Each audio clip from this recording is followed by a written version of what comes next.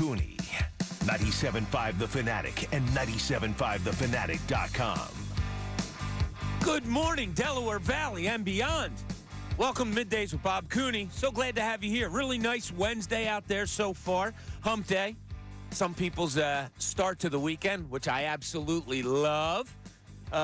Great to have you with us. So glad that you joined us once again for our third show here at The Fanatic. A lot of stuff going on, even though it's a time of a little bit of strangeness. You know, we're waiting on the tournament to start, which will be on Thursday, although you had the play-in games last night. I said preliminary to John Giannini yesterday, and I thought he was going to come through the phone and come after me. But you had some playing games last night, of course. Opening baseball today. Gotta love it. Dodgers and the Padres. My great producer, Ray Dunn. We went down to get some breakfast, and he says to me, oh, yeah, I set my alarm for 6 o'clock this morning to watch a little bit of that. So, Ray, thumbs up to you. Dodgers beat the Padres 5-2 this morning, so the Dodgers are on their way to their 162 wins, which we all think they're going to get. You have the just a great time in sports where basketball, hockey, of course, vying for playoff spots, and we are on that here. Just a little bit of happenings of what went on with our locals yesterday. Your Flyers beating the Toronto Maple Leafs 4-3. A lot of pings in that game, Ray. You know what I mean? Pings. A lot of posts. Yeah, a lot of posts. A lot of posts. So this sounds hollow today, doesn't it? For some reason. I don't know. For some reason, my microphone sounds hollow. But so good win by the Flyers. It might be, yeah. I am all out of sorts today, just to give some background here. So a minute to go in the show, and I run into Ray, and I said, oh, my God, I left my headphones in my car. I always put my headphones in my locker, but I had to run out yesterday because I had a family member I had to go pick up, so I took my headphones with me, so I forgot my headphones. I come in this morning, I go to grab my contacts. I forgot my contacts. So, Ray, I can barely see you in there unless I throw on my glasses. But, yeah, so a lot of pings last night. Maple Leafs hit a lot of posts. The Flyers did also. But a tough win. Good win for the Flyers, a win that you really, really needed. So they came through. Of course, that was kind of the secondary story. And this is something we're going to get into to start the show today, is about John Tortorella sitting captain Sean Couturier. I'm going to get into it in a way of looking at it a little bit differently, not just sitting a captain and all that, but kind of a different look at it. We're going to get into that when we get into starting the show like that today. Flyers at Carolina tomorrow, a tough game. Carolina's a good team. And then you go back-to-back at home Saturday and Sunday, 1 o'clock against Boston on Saturday, 6 o'clock on Sunday against Florida. 3 tough games coming up, but a good win for them last night. Eagles, I got a question for you with this Hassan Reddick stuff. Is it bad business that they're going to apparently get rid of him, trade him? It's a good business in that if he just plays 1 year and then you lose him, you get nothing. You don't get as much for him as you would have liked. But can you do some bad business and it be okay on the field for this year? I'll explain what I'm talking about there. Kenny Pickett decides he wants to play for the Philadelphia Eagles. I have a question on why of that, and I'll see if you guys are along with me, but it kind of struck me a little bit weird, and maybe I'm thinking a little bit too deeply on that, but I have some thoughts there. Your 76ers tonight, they begin their 4-game West Coast trip against the Phoenix Suns. Obviously going to be a tough one. Tobias Harris, I was told, was going to travel with the team yesterday, fly out to Phoenix, but I don't think he's going to play tonight. That's just my thoughts in talking to people that said how swollen the ankle was and the severity of it. I don't think he's a pretty quick recoverer from injuries, and I think this one will keep him out one more game, and then they'll take a look at it. It could also be a case where if the Sixers play well tonight and beat Phoenix, then you put yourself in the spot if you're them by saying, well, do you hold him out another day because you already picked up a win? We'll see what happens there with Tobias Harris and the injury front. My God, I mean, it's gotten so bad that it went down to Matt Cord yesterday. Matt, we're rooting for you. Hope that knee's doing better after your collision with Kyle Lowry. Your Phillies yesterday. I saw a terrific text last night from our friend Matt Gelb, who said it was a nighttime game, 6 o'clock game. I've been in this spot. You have deadlines on a 6 o'clock game. You're down in in Florida. Usually it's pretty easy go. 1 o'clock game, you take your time writing, do your interview. 6 o'clock game's a little tighter. Well, the game went for a whole 1 hour and 56 minutes, a 0-0 tie. So it was a beat writer's dream game. Maybe not a dream game for those who see it. 0-0 tied. But here's the good news. Phillies pitcher Ranger Suarez, 5 innings pitched, 1 hit, 4 strikeouts. Here's his line so far, Ray, in 4 games. 15 innings pitched, 16 strikeouts, 0 earned runs, 0.60 whip. So we have big plans for Ranger Suarez out of that number 3 spot. I love Ranger. I love watching him pitch. He's a really good athlete. Andrew brought up the fact this morning that he wasn't eligible but may have won 2 gold gloves over the past couple of years because he just didn't pitch enough innings. Hopefully he stays healthy, is able not only to maybe do that, get the gold gloves, but I just want to see wins on the mound for him. As I said, opening is a key for today. You had the Dodgers beat the Padres 5-2. As I mentioned in the crossover, Ray, I'll bring this up to you. There was another opening last night. It will not excite you at all, and probably not many fans out there at all or listeners to this station at all. But Bruce Springsteen opened up his tour last night in Phoenix, Arizona. I'm so excited for you. I will be going to 2 of those shows. I see what it is. I grew up going to Springsteen concerts and all. It was just something. It's just something I like to do. You don't like them? That's fine. It's fine. You might like something that I don't. But yeah, it's kind of weird. I still feel like I'm 25 years old. It seems kind of weird that I'm going to be going to 2 concerts later this summer for a guy that's like 74 years old. Yeah, it's weird. It's getting a little strange. But we all like what we like. Let's not, what does John say? Let's not yuck somebody's yum. I believe that's the term, yes. Yeah, so let's not do that. We have Todd Zolecki who's going to join us today at 12 o'clock, talk all Phillies baseball and baseball around MLB. We'll get into a lot of it with him. And then Matt Breen's going to join us at 1 o'clock to talk everything that is Phillies sports. So that's where we are. Ray, how are you today? Everything well in your world? Everything's going great, Bob. How are you? I'm doing well. I sent you a text last night, and I was happy to see that you were able to go to a happy hour. Yes. Get a little something to eat for yourself. So a good night on your end. Yes, you'll be happier to know that I did finally unpack and do laundry. Okay. It was one of my questions. I feel like a little bit of a father figure to you. Yes. When I sent you the text, I didn't mean, I just said, did you unpack? Did you get something to eat? I should have just put comma, son. So that's it did feel like a dad text. It did feel like a dad text. I won't do that to you anymore. That's okay. No, I appreciate it. But you know what? I would do that to a friend of mine that's my age if they were on the road and hadn't been eating all that well. I'm just a caring person. I appreciate that. I appreciate that. You appreciate it. Okay, let's get into this. So John Tortorella yesterday, before, I guess it was announced right after they were done morning skate, decides to sit newly captained Sean Couturier. And Couturier gets interviewed afterwards. There's, I don't want to say tears in the eyes, but he wasn't happy. And he seemed more sad to me than pissed. And he came out with, I'm not going to play it because it's been played all through since yesterday. But, he came out and said, I just don't like the way I've been treated around here lately. And very upset that he was going to be sat.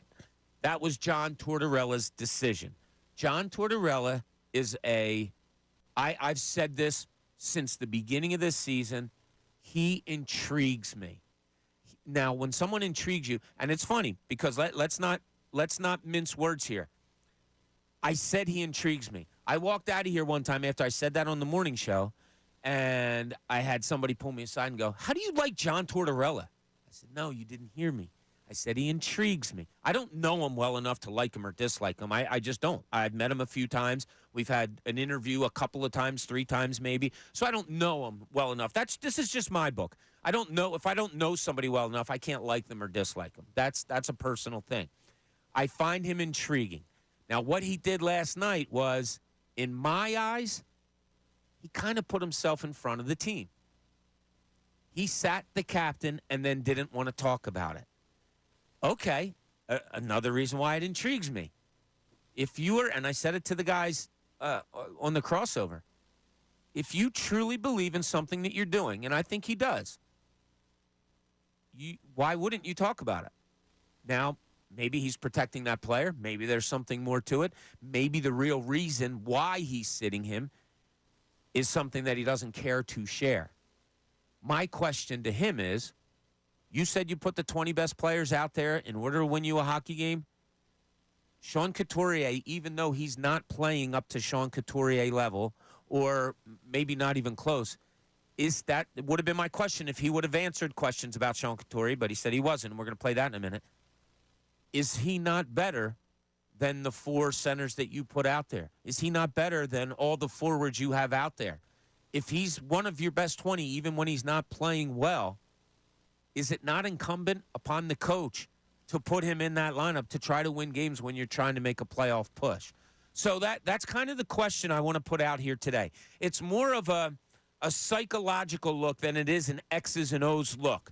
We can talk about Sean Couturier, and I've said many times, I have a buddy of mine who was very into hockey, had a son play Division I hockey, has been around the likes of all the hockey greats around this city an awful lot, who doesn't like Sean Couturier's game at all and doesn't think it's a type of Flyers players game at all.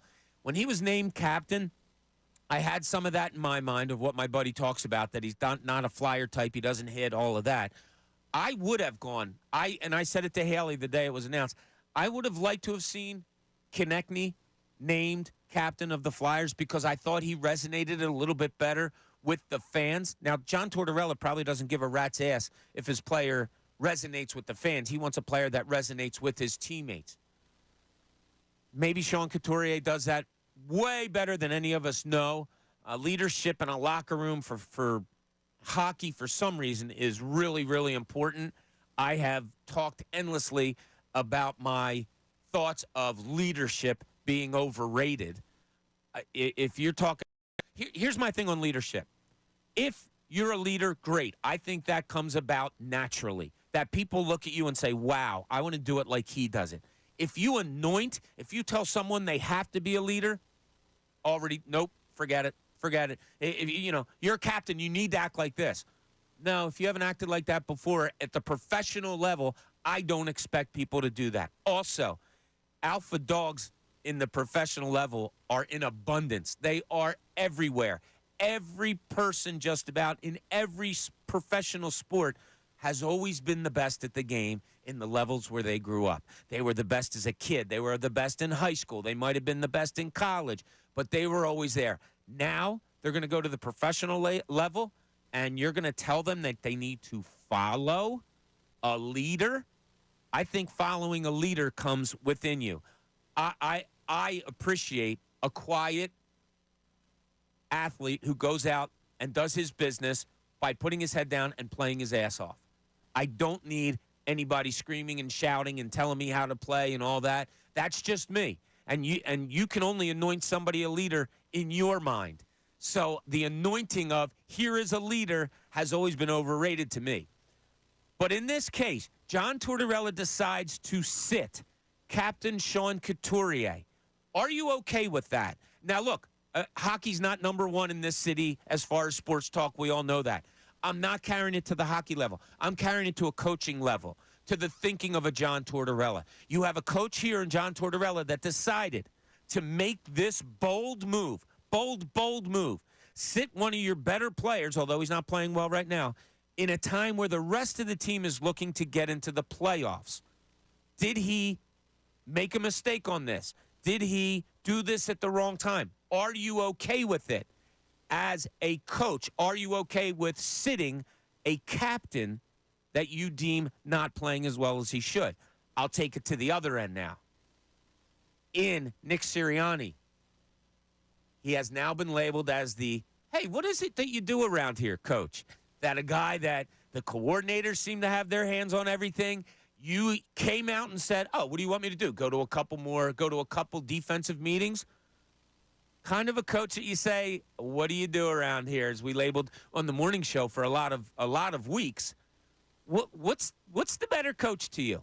What kind of coach would you like to see? None of us as players anymore, but what kind of coach do you want your team run by? The guy that delegates, maybe kind of like a Nick Sirianni, maybe not as much as he appears to, but is that the kind of guy you like?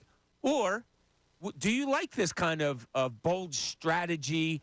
I don't care. I do what I do, and I think I know what's best for the team, even if it's as surprising as sitting a newly anointed captain like John Tortorella did. Did Tortorella turn you off yesterday with the stuff that he did with the captaincy? Is that what you like to see? There's so many things here that I think are very, very intriguing. Who are your favorite coaches? Not just Philadelphia. Let's look back in maybe the history of Philadelphia. Maybe look all over the leagues that we watch. Who are your favorite coaches and why? Is it because of the type of way they coach? Is it because of obviously we all want them to have success, but I'm looking even a little bit past X's and O's. I want to look at the way they handle themselves, the way they handle you, the fans, the way they maybe even handle press conferences. What is your type of coach? And I think we have two extremes here in Philadelphia. John Tortorella, here I am, I do this, I do that, don't care what you think. That's the way he goes about things, no more so than what he did yesterday. Then on the other end, you have a Nick Sirianni who appears to delegate, who appears to say, I'll be in a meeting here, I'll be in a meeting there, and we'll see. You run this one, you run this ship, you run that ship. I'll just kind of sit here and watch you all sail. So that's what the question we have out there to begin the show today, 610-632-0975. Also, in this hour, I want to get into a look into the future of your Philadelphia 76ers. Guys, they're only going to have two guys under contract next year. Who do you want that's on this roster? So we'll take a closer look at that. But, Ray, just you as a fan, looking out there before we get into the phone calls today. John Tortorella doing what he did yesterday. That's something that makes you sit up in your chair and say, whoa, what's going on here? Or you have a Nick Sirianni who kind of, delegates. Oh, no, he's in charge of the defense. He's in charge of the offense, but I'll sprinkle in some things here. Where do you kind of lean as far as what kind of head coach you want running your team? I think with Tortorella, at least where the responsibility lies. You know where the leadership is. You know what he does, and you know exactly what he's looking for. And that's something I think we're struggling with Sirianni right now. One, when we talk about everything that happened offensively with them, whether, confused. Is Sirianni calling it? Is Brian Johnson calling it? Is this more Sirianni? Is this more Brian Johnson? And then obviously leadership-wise, everything that seemed to happen behind the scenes in the end of that season, I think you kind of get confused with where the responsibilities and where the leadership is with Sirianni post this season. So I think I said this yesterday about Sirianni, we're prisoners of the moment. But if we look at long-term success in their sport, Tortorella's been there. This isn't a conversation of whether I'd like one of these two guys better exactly. That's not. I'm glad you said that. That is not our conversation here today. In terms of coaching style, in terms of where they're at, like Tortorella yesterday, I think is shocking for maybe people that haven't followed Tortorella through his career. Like you're like, wow, how could he do that? And it's shocking more in the just how far in the infancy we are in the captaincy of Sean Couturier. Like this doesn't happen to you in your first month as a captain, and everything that was put out there about Couturier being the captain. It's more interesting to follow the timeline of them naming him a captain and last year Tortorella said there wasn't going to be a captain this season. Right. And then Couturier is the captain this season, and now he's scratched. Like what's really happening there and what's going on behind the scenes? But I don't think this is anything out of the ordinary for Tortorella. Now, you did say something there that I have to kind of I don't want to say disagree with you, but do you think Sean Couturier, do you not think what Tortorella doesn't confuse his players because they know there's a standard there? Do you think you don't think Sean Couturier was confused yesterday? I know he was hurt. I know he was mad. Is he confused or is he upset? I think you can be both. I don't know if he was both. If I say he's upset with the treatment, I don't think he's necessarily confused with the treatment. Why the hell are you sitting me? Is that not confused and mad at the same time? Well, I think when you're named captain a month later being sat, you're not going to sit there and believe that, oh, yeah, this is well-earned that I'm on the bench. You just said that I was the captain of this team. Why would you put me on the bench? Yeah, there's a response that John Tortorella wants. There's a response that a coach who does this, and as we said, we're not making this a Tortorella-Sirianni thing. What the question is the differences in coaching styles. What do you prefer? Or who is your favorite head coach of all time because of the way he treated players? The question that what Tortorella did yesterday is that ultimately what's best for the team? Now, the response that you want to get from a Sean Couturier is You bastard, I'm going to go out and show you. Boom. Then you're a genius. The way Couturier acted yesterday in the locker room, probably not lending to that. So we'll get into all that and more. Want to hear from you guys. 610-632-0975. What do you think? What do you think about the John Tortorella going out there, a coach going out there, benching his captain in order for the betterment of the team? Question mark? Or are you more of a Nick Sirianni, hey, sit back, let your team be good, and delegate? I think it's an interesting conversation. 610-632-0975. Also, have to tell you something about text messaging now at that same phone number, 610-632-0975. Yes, you can text us if you don't want to call, if you're shy. Text us. Include your name and all, where you're from, and we can read that on air, and it'll just be like a conversation that we have there. But we'd love to hear from you, 610-632-0975. We got a lot on the plate today. Can't wait to get into it. This is Middays with Bob Cooney, 97.5, The Fanatic. Fanatic Sports Update. Flyers survive late. I'm Ray Dunn. This update is brought to you by Allstate. Some people just know the best rate for you is a rate based on you with Allstate, not one based on anyone else. Visit allstate.com or call for a quote today. The Flyers beat the Maple Leafs 4-3 last night. Owen Tippett opened the scoring just 19 seconds into the game, and the Flyers eventually jumped out to a 3-0 lead through 2 periods of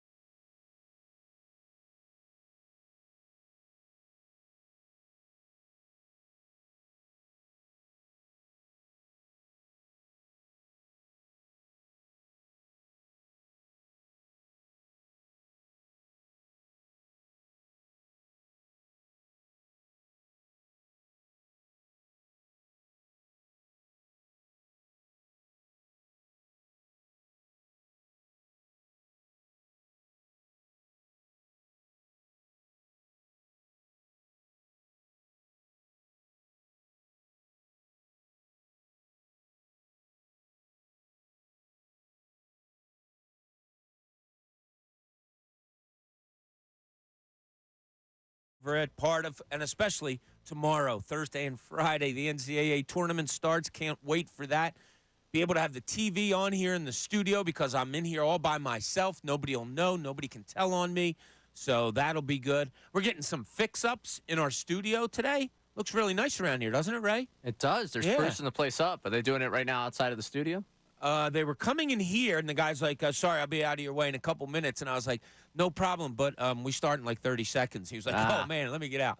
So, yeah, they're doing it all in the outside here, hanging up some signs, and I think there's maybe a paint job coming in sometime in the future or something. Wow. That's what somebody told me. I don't know. A lot of things change around here. Yeah, so it's getting beautiful. So we announced it before we went to break. 610-632-0975. When I introduced this show on Monday, I told you that one of my favorite things to do, being a sports media member in this city for the long time that I have, I love talking to fans of sports. I don't care what sport it is. I always find it intriguing to talk about. If you're too shy to call, and I hope you're not, because we want to take your call, 610-632-0975, but you can also now text us at that very same number. And, Ray, we haven't even talked about how we're really going to handle this. We've already gotten a few texts, you say? Yeah, we have. This is great. Now I actually receive texts, so this is pretty cool. This is like having friends, which is pretty cool for me. You have plenty of friends. Don't talk like that. So so I'm going to be screening all the texts. We're going to try and, if you put your name and where you're, texting from, it'll be easy for us because then we'll be able to identify people, be able to start, you can be, Ray from Northern Liberties. Sure. And don't be that. That's me. No. But that's me. Yeah, that's me. But then we'll be able to identify where you come from. We can, more easily get your input on this because there are a number of texts. There are people that were texting the station before we had texting. How do you like that? Which is quite interesting to see how that worked out. I don't know how that really worked out, but we got some for you today already. So you want to get into them? You want to Yeah, we'll get into them in a second. I want to set this up again. So what my talking point is today, not so much pitting John Tortorella against the Nick Sirianni, not that at all. I'm talking coaching styles. Are you okay? Do you like the style that is John Tortorella? That's, in your face. I'll sit my captain after we just anointed him that title just a few weeks ago. I think it's for the better of the team. There's a standard to be set here. Maybe most coaches are like that, but he's more outward than coaches, many coaches, most coaches. Or do you prefer kind of the Nick Sirianni, laid back, I'll let my coordinators pretty much do everything. I'll go to a meeting here and there. You can even expand it. Who is most your type of coach? Who is the guy that is most like your type of coach? Because I have mine, and I'll give it to you in a little bit. And, Ray, I want you to give yours in a little bit. But before we get to the text, let's get to the phone line, and let's go to Tom in Alabama. Tom, how you doing today? Bob, how are you, man? Good. What's going on, buddy? Not much. Ray, how you doing? Doing great. I'm doing great, Tom. Good to hear from you. Thanks, man. Great show. Good luck with the whole thing. Thanks, buddy. Not that you need it. I could describe myself in a lot of names, but one of them wouldn't be shy. You know what I'm saying? I hear you. Tortorella, when I heard that, I know he's benched players, and he's benched players this year and with other teams. Toronto, I think he coached a few. But, when I heard it, for some reason, I thought about that moron Mike Keenan in 1994 when he benched Brian Leach, who was not a captain, but I'm sure he was an alternate to Messier. But I don't really have a problem with it, and let me tell you why. Because I said in that market about 3 years ago, and then I said it about 2 years ago, and then I said it about a year ago, that Couturier, I like him. He's a straight shooter. He's a class act. He's a nice guy. But I think he's underperformed. And this was before he got hurt. And it's not a knock on him. It's just, and like you said, he's looking for a response here because they need one. They need to get in. So, Tom, you're a pro John Tortorella style of coaching. Yeah, but you see, I kind of got from the old school. I'm your age, but you see, like the difference between Nick Sirianni and Tortorella is the players, the Eagle players, call him Nick. Okay, I'm pretty damn sure that none of the Flyers call Tortorella John. No, I think they call him Torts. Thanks, Tom. Everybody calls him Torts. I texted with the Flyers about trying to get John Tortorella on this show a couple of days ago. I said, can I get him this week? We're opening a brand new show. Would love to have him on. And I got back, and this is a quote, Torts can't do that. I think everybody calls him Torts. I just think, that's the hockey world. But you have a coach in a coaching style. We're not making this about the individuals. You have a coaching style in Nick Sirianni where he's wearing the players' numbers on his visor that are hurt and T-shirts with their pictures on it and the Slim Reaper and doing all that. John Tortorella is basically, he's got a picture of a player on his shirt, but it's got a hockey stick going through his eye. Like you're the one today that I'm going after. It's interesting. What kind of style of coaching do you like? Did this turn you off what Tortorella did yesterday? Are you cool with it? Maybe that's what you want to do. I don't know. I think it's an interesting question out there. What do we have on the text board? Well, wait, before we do that, Ray, let's do this. How about if we play what Tortorella said? So last night after the game, the obvious question. So let's go in order here. Morning skate happens. He announces after the morning skate that Couturier is going to be benched, that he's going to be a healthy scratch. Tortorella leaves the gathering of media to his assistant coaches. He doesn't talk to the media. Couturier does, announces his disapproval, and he's heard the way he's being treated and all. So the first time the media got to talk to John Tortorella about this was after the game last night, and here's what he had to not say. Pulling Sean Couturier from the lineup.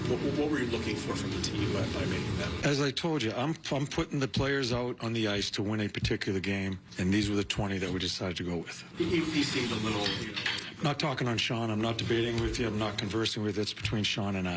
So just talk to me about the game, guys. When Sean was out, how do you think the team responded, especially? It has nothing to do with Sean being out. You asking me about the team? I see. How did they respond in your eyes? Our team played good tonight.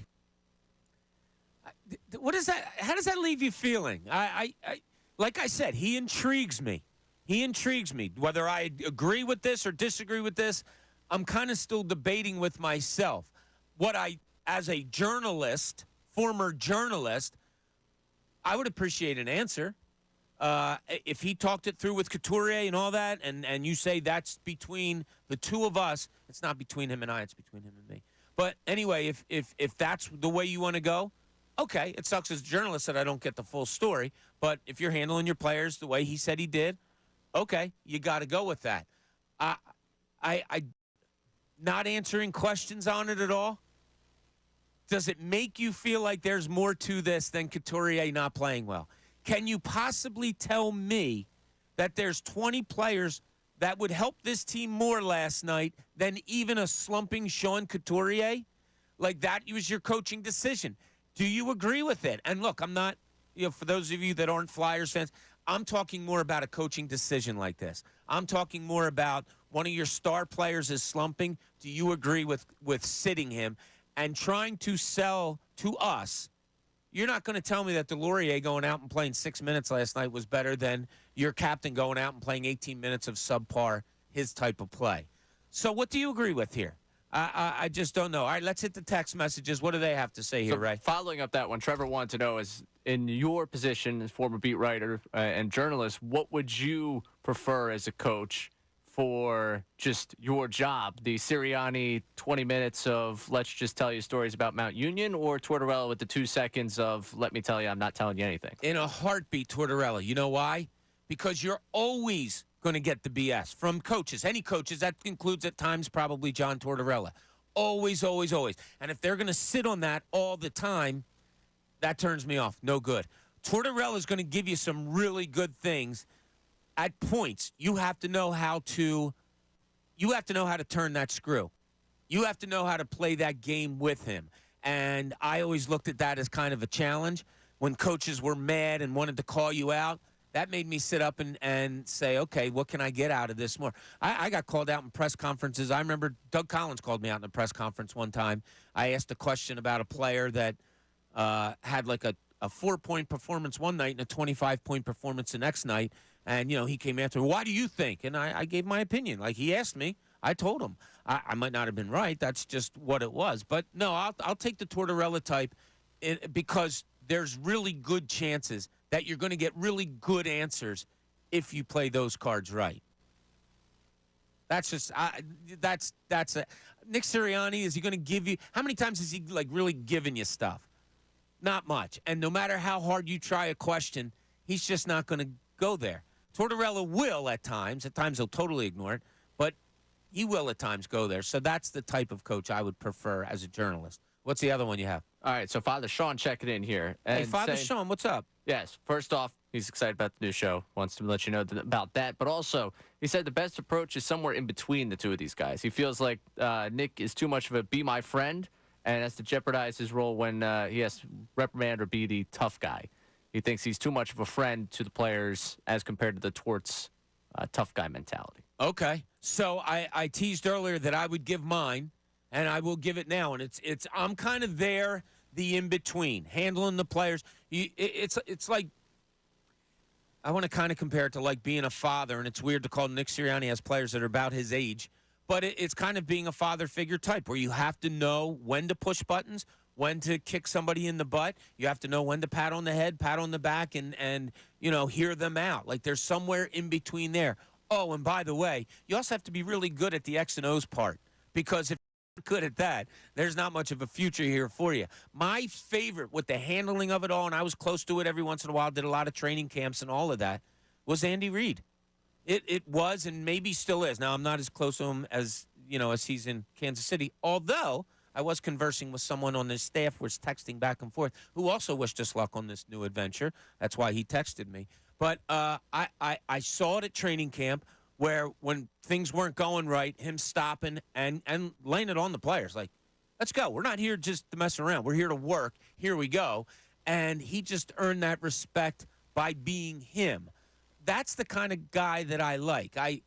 Does Tortorella get respect because, or a coaching style like John Tortorella, does that get respect because there's I don't want to say a scared factor, but there is. There's kind of that. Or do you think players more respect a type of laid-back personality or coaching style like a Nick Sirianni? Love to hear from you on it. Where are you on this? Do you agree with the coaching style that was put out there last night by the Flyers coach? Do you like a different coaching style? Who's your ultimate coach? Who's the guy that you said, man, I would just love to play for him, or I loved watching him in all ways? Coach a team, handle players, handle fans, handle media. 610-632-0975. This is the Midday Show with Bob Cooney here at 97.5 The Fanatic. The best show ever. Opinion and conversation on Phillies hot sports topics. Tyrone Johnson, Ricky Batalico, and Jennifer Scordo. This afternoon at 2. 97.5 The Fanatic and 97.5thefanatic.com. Latest showman. Haddonfield, New Jersey. Prior results do not guarantee a similar outcome. Attention former childhood residents of juvenile detention centers of New Jersey. If you were housed at the New Jersey Training School or any other juvenile detention center at any time in the past and were a victim of sexual abuse, now is the time to come forward, as you may be entitled to substantial financial compensation. For decades, the New Jersey Juvenile Justice Commission ignored a culture of rampant sexual abuse and failed to protect youth inmates in these facilities. If you were housed at a New Jersey youth facility at any time and were subjected to any sexual misconduct from staff members, you may be entitled to substantial financial compensation. Call our New Jersey Juvenile Detention Helpline now at 800-411-1980. The deadline to file a claim may be close. Call now to get the justice, closure, and a possible meaningful financial settlement, even if it happened many years ago. Call our law firm's totally confidential juvenile detention sexual abuse helpline right now at 800-411-1980. 800-411-1980. That's 800-411-1980. Bidding farewell to winter is like a breath of fresh air. And speaking of fresh, our preferred pros are ready to bring a renewed sense of excellence to your doorstep. With spring just around the corner, now is the perfect time to spruce up your home and get a head start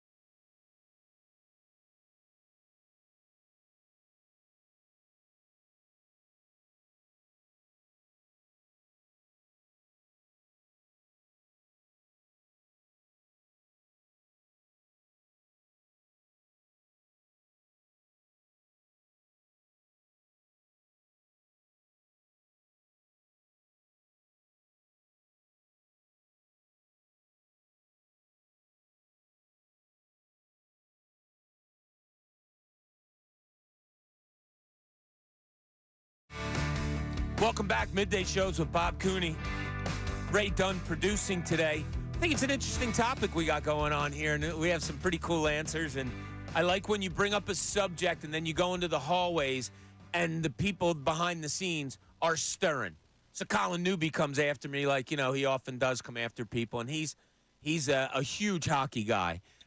He was the one that came to me and said, why do you like John Tortorella? And I had to correct him and say, I didn't say I liked him. I said he intrigues me. So I love that's what I love about this job, Ray. It's what I loved about my old job, walking around the Wells Fargo Center and people coming up and asking, giving their opinions and all. Phenomenal. That's what I do love around here, because that's why we are the best sports city I have ever been in, and I've been in a lot. Hey, the 10 a.m. hour, it's brought to you by Window Nation. Take advantage of Window Nation's 50% off sale on all style windows. Plus, make no down payment with no payments and no interest for 12 full months. Call 866-90-NATION or visit windownation.com. Ball security, Ray, don't forget about it, all right? It's job security. So ball security relates to job security. It is. All right, so just a little insider look. We have many balls in the hallways here. Beach balls. Beach Probably balls. would have been much We have cleaner footballs. for you to say. We have some pimple balls, but we're constantly having catches and doing things like that. So I'm holding on to one of the beach balls, and Ray thinks he's funny. He's like, ball security, Bob, and he tries to slap it out of my hands. Ball didn't go anywhere. Nope. No, I know ball security. Then Ray had one in his hands, and we were talking, and boom, smacked it right out. Come on, Ray, you got to be better. Ball security is job security, man. I'm like John Tortorella. I have high expectations. So I might have to sit you next break. You're not allowed out of that chair. Petrelli, come on in here. I'm stepping out. Yeah, he might have to. A lot going on here today. Interesting conversation, I think, that we have going on. What kind of coaching style do you like? Because, man, we saw one out there last night, and we've seen it all season long with this Flyers team. And in the offseason of the Philadelphia Eagles, we've talked an awful lot about, hey, Nick Sirianni, what exactly is it that you do here? Joe in Bethlehem has an answer. Joe, how you doing today? You're on 97.5 The Fanatic. How you doing? Good, Joe. What's going on? Not much, man. So, yeah, to answer your question, it's kind of like a multifaceted answer, because I think that the coaching style that I would prefer kind of depends on the current state of the team. I think that when you have like a younger team or a developing team, I think that I would prefer to have the Tortorella-style coach that's, going to be more stern and give his inputs and help his not only just individual players develop, but to develop as a team. So, all right, go ahead. I'm sorry. Whereas, where the Eagles are as a team right now, more veterans, already established guys, I think that you like that looseness and kind of like friendship camaraderie kind of feeling in the locker room. Okay. And you know what? That's one of my biggest things, Joe. If you've ever listened to the morning show or heard me on here, I love coaches that adapt. I don't love a coach that comes in with, this is my scheme, this is my style, I don't care what kind of players we have. That rarely, in my opinion, that rarely works. I think you have to adjust to the players you have, and that's what you're talking about also. Yeah, I agree 100%. I mean, admittedly, don't boo me for this. I am a Devils fan. I would kill for a coach like Torts to help my young and up-and-coming squad to be more stern and to develop them along, show them how to play the right game. Yeah, that's an interesting thing. Joe, thanks a lot. Really appreciate it. That's an interesting way of looking at it. You want the coach that – now, I'm not going to say the argument against Joe. Has John Tortorella always been a coach or of a team that was young and needed this? Because this seems to be his coaching style. Now, Pat Egan brought up a great point when Tortorella got here, that people were like, oh, he's not going to be able to last here. Because John Tortorella lasts everywhere he goes. Like, he's coached, I think it's 3 different teams, more than 6 years. This is a rebuild. This may be something totally different.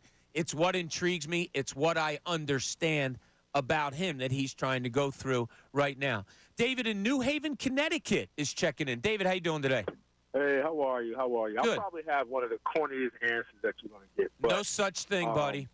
Well, I have 2, but I'm a bigger basketball fan than football fan, so I'll not say football. But as a kid, and I was a huge Jimmy Lynam fan, and to this day, I only watch the Sixers game when he's up there. I loved how he coached.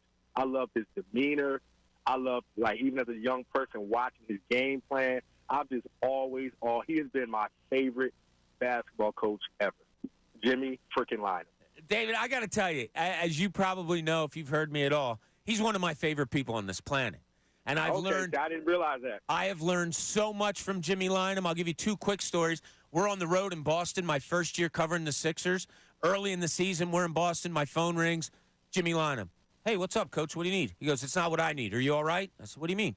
He goes, first time on the road with the team. Everybody has to go out with somebody. If you have nobody to hang with, you come with me. Let's go get a glass of wine or something. Like, that's the greatness of Jimmy Lynam. The other one is walking the hallways of the Wells Fargo Center. He gets recognized, of course, by everybody. Everybody feels okay to go up and talk to him about basketball. He listens like it's the first time he's ever talked about it. I love Jimmy Lynam. I'm such a huge fan. He's the one person I would love to sit down and just talk basketball. So that's my favorite coach. David, I love your answer. Thanks so much for the call. That's a great one right there. Perfectly great one. All right, we know we're kicking off a new show here.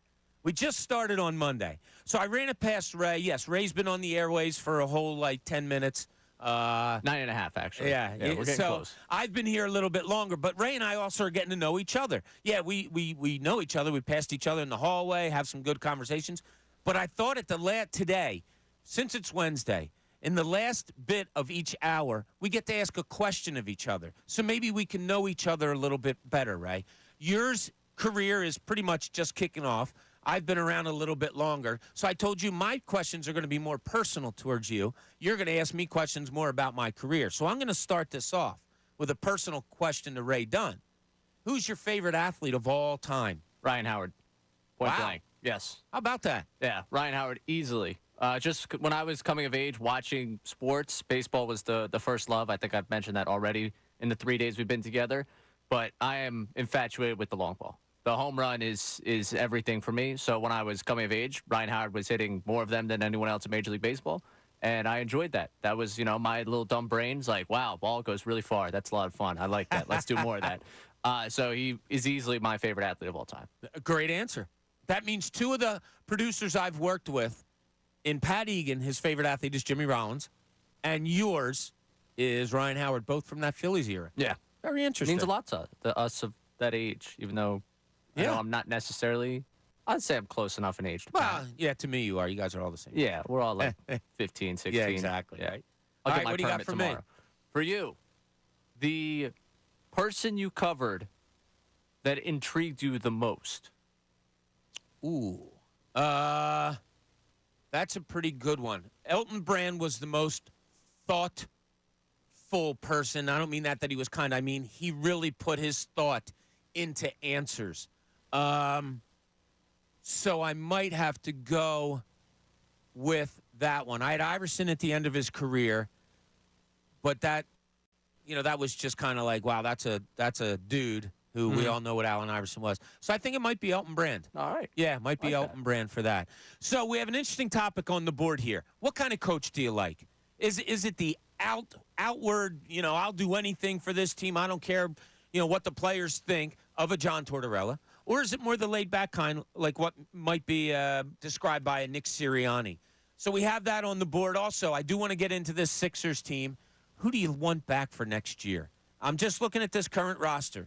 Are there players on this team that you want back for next year? This is Midday Show with Bob Cooney, 97.5 The Fanatic. Fanatic Sports Update.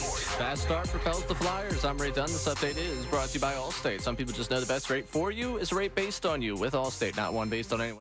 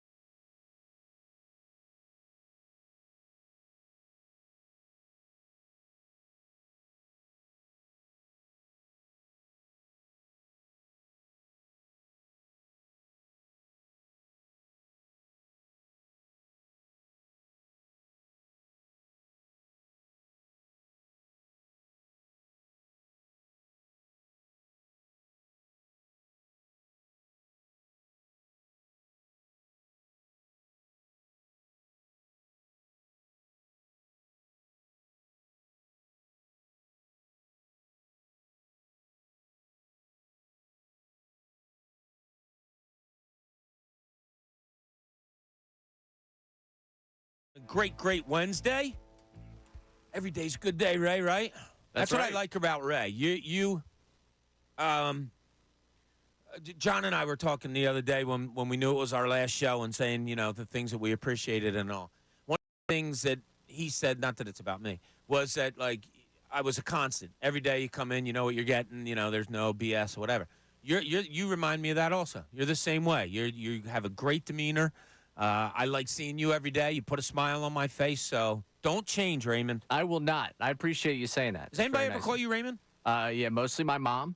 That's usually like it's not always a trouble thing, but it is kind of. If I hear a stern Raymond, I think I'm in trouble. People that try and drop the Raymond for me, I'm like, hey, that's kind of a reserved name. I really don't want you, calling that to me, because then I either think I'm in trouble or I think that something's happening with the family. So prefer Ray on that one. Okay. Just for that one. You're never in trouble with me. I appreciate that. It's funny you said that. Pat said something similar to me when I came in one day. He's like, you could be the most miserable person in the world, and I have no idea, because you just come in here with a smile, and I just assume that everything's good. It's a great trait to have. Yeah. I'm really just excited to be here. Yeah, it's funny. My wife said to me about, starting this show.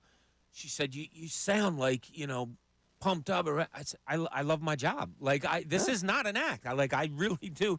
I've been so lucky in my life where I have had two professions that I absolutely love. And, many people may be listening right now, haven't had that or don't have that. If you do, I'm so happy for you.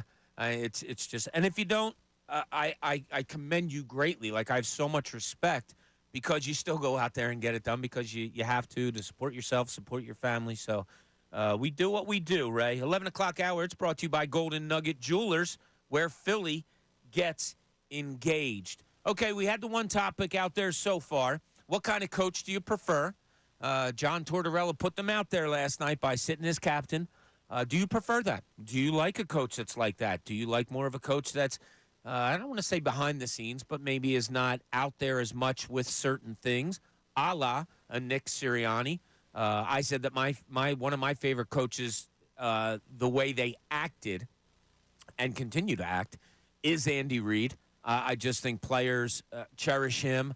He gets the most out of his players. He also is a hell of a coach. All of it wrapped into one. We had a great answer of Jimmy Lynam, how he appreciated the way Jimmy Lynam did things. And as I've said many, many times, I really, really love Jimmy Lynam, one of my favorite people. Was it you who asked me the other day, like, if I could sit down and talk basketball with anybody? It might have been Andrew. Who would it be? Jimmy Lynam is at the top of that list. My God, I did a story on him. Had to be about 10 years ago. Just the life of Jimmy Lynam, and he's one of many brothers and sisters. And the respect that you hear for that man from brothers, sisters, children, people that he's worked with, it's just incredible. And hey, that's a full life. You can get that out of people. That is a full life. All right, one of the other subjects I wanted to talk about early on today. Your Philadelphia 76ers, Ray, and everyone out there especially. They have a team right now that has been kind of pushed together, molded together, pieces here, pieces there, one-year contracts all over the place. You're going to go into this playoffs, hopefully healthy, but also a group that has never played together yet. Never played together yet. If Joel Embiid doesn't indeed come back from injury, and a Robert Covington, and with Kyle Lowry added to this mix, and all of that, haven't played together at all. That's the story right now. That is he going to be back? What are they going to be like when they get together? I talked about it with Nick Nurse the other day that we played on these airwaves. My question is, looking a little further, and I don't usually do this, but I thought I'd do that for today's show. Who are you keeping on this team moving forward? You have Joel Embiid under contract. Paul Reed has a weird thing that if they win a first-round playoff, and that's not playing, I think it's if they win a first-round playoff series, then he's guaranteed a contract. Otherwise, no. So as things stand right now, you're probably thinking, well, no Paul Reed. You're going to sign Tyrese Maxey. That's a given. Joel Embiid, Tyrese Maxey. After that, the cupboard is pretty bare. Actually, it's empty. There is nothing after that. So when you look at this Sixers team as currently constructed, and it's been a weird season because of all the injuries, and there's guys, quite frankly, that you probably haven't seen enough of maybe to form an opinion, because you have to be a real deep basketball fan to say, oh, yeah, DeAnthony Melton, I used to love to watch him before he came to the Sixers. I know exactly what he is. So I'll throw out names for you, and I'll give you my opinion on what I would do, because Daryl Morey has a very loaded schedule this offseason of what he's going to do. Now, look, we're not bringing in – obviously contracts have to be thought about and all. I'm not crunching money numbers. I'm saying as far as putting a basketball team together, would you like this player to stay as the way I describe them? So we'll start it all out. I'll start with Mo Bamba. No. If he's your third center, okay. He's a specialist, blocking shots. He has gotten better the more they played him. And it's funny because it was about a month ago that I said on these airways, I would take a long look at starting B-Ball Paul at center after Joel Embiid got hurt. I think I would rather start Mo Bamba and have B-Ball Paul come off the bench, because Mo Bamba at least has a specific NBA skill, and that's blocking shots and protecting a rim. But unless he's a third center, not really interested in bringing Mo Bamba back. Nick Batum, if he wants to come back and play with Joel Embiid, he's not going to be expensive. He is a glue piece. I think he makes Joel Embiid it makes the game a little bit easier for Joel Embiid if he's out on the floor. That's a guy I might look at. That's a guy that I would look at. Ricky Council, definitely.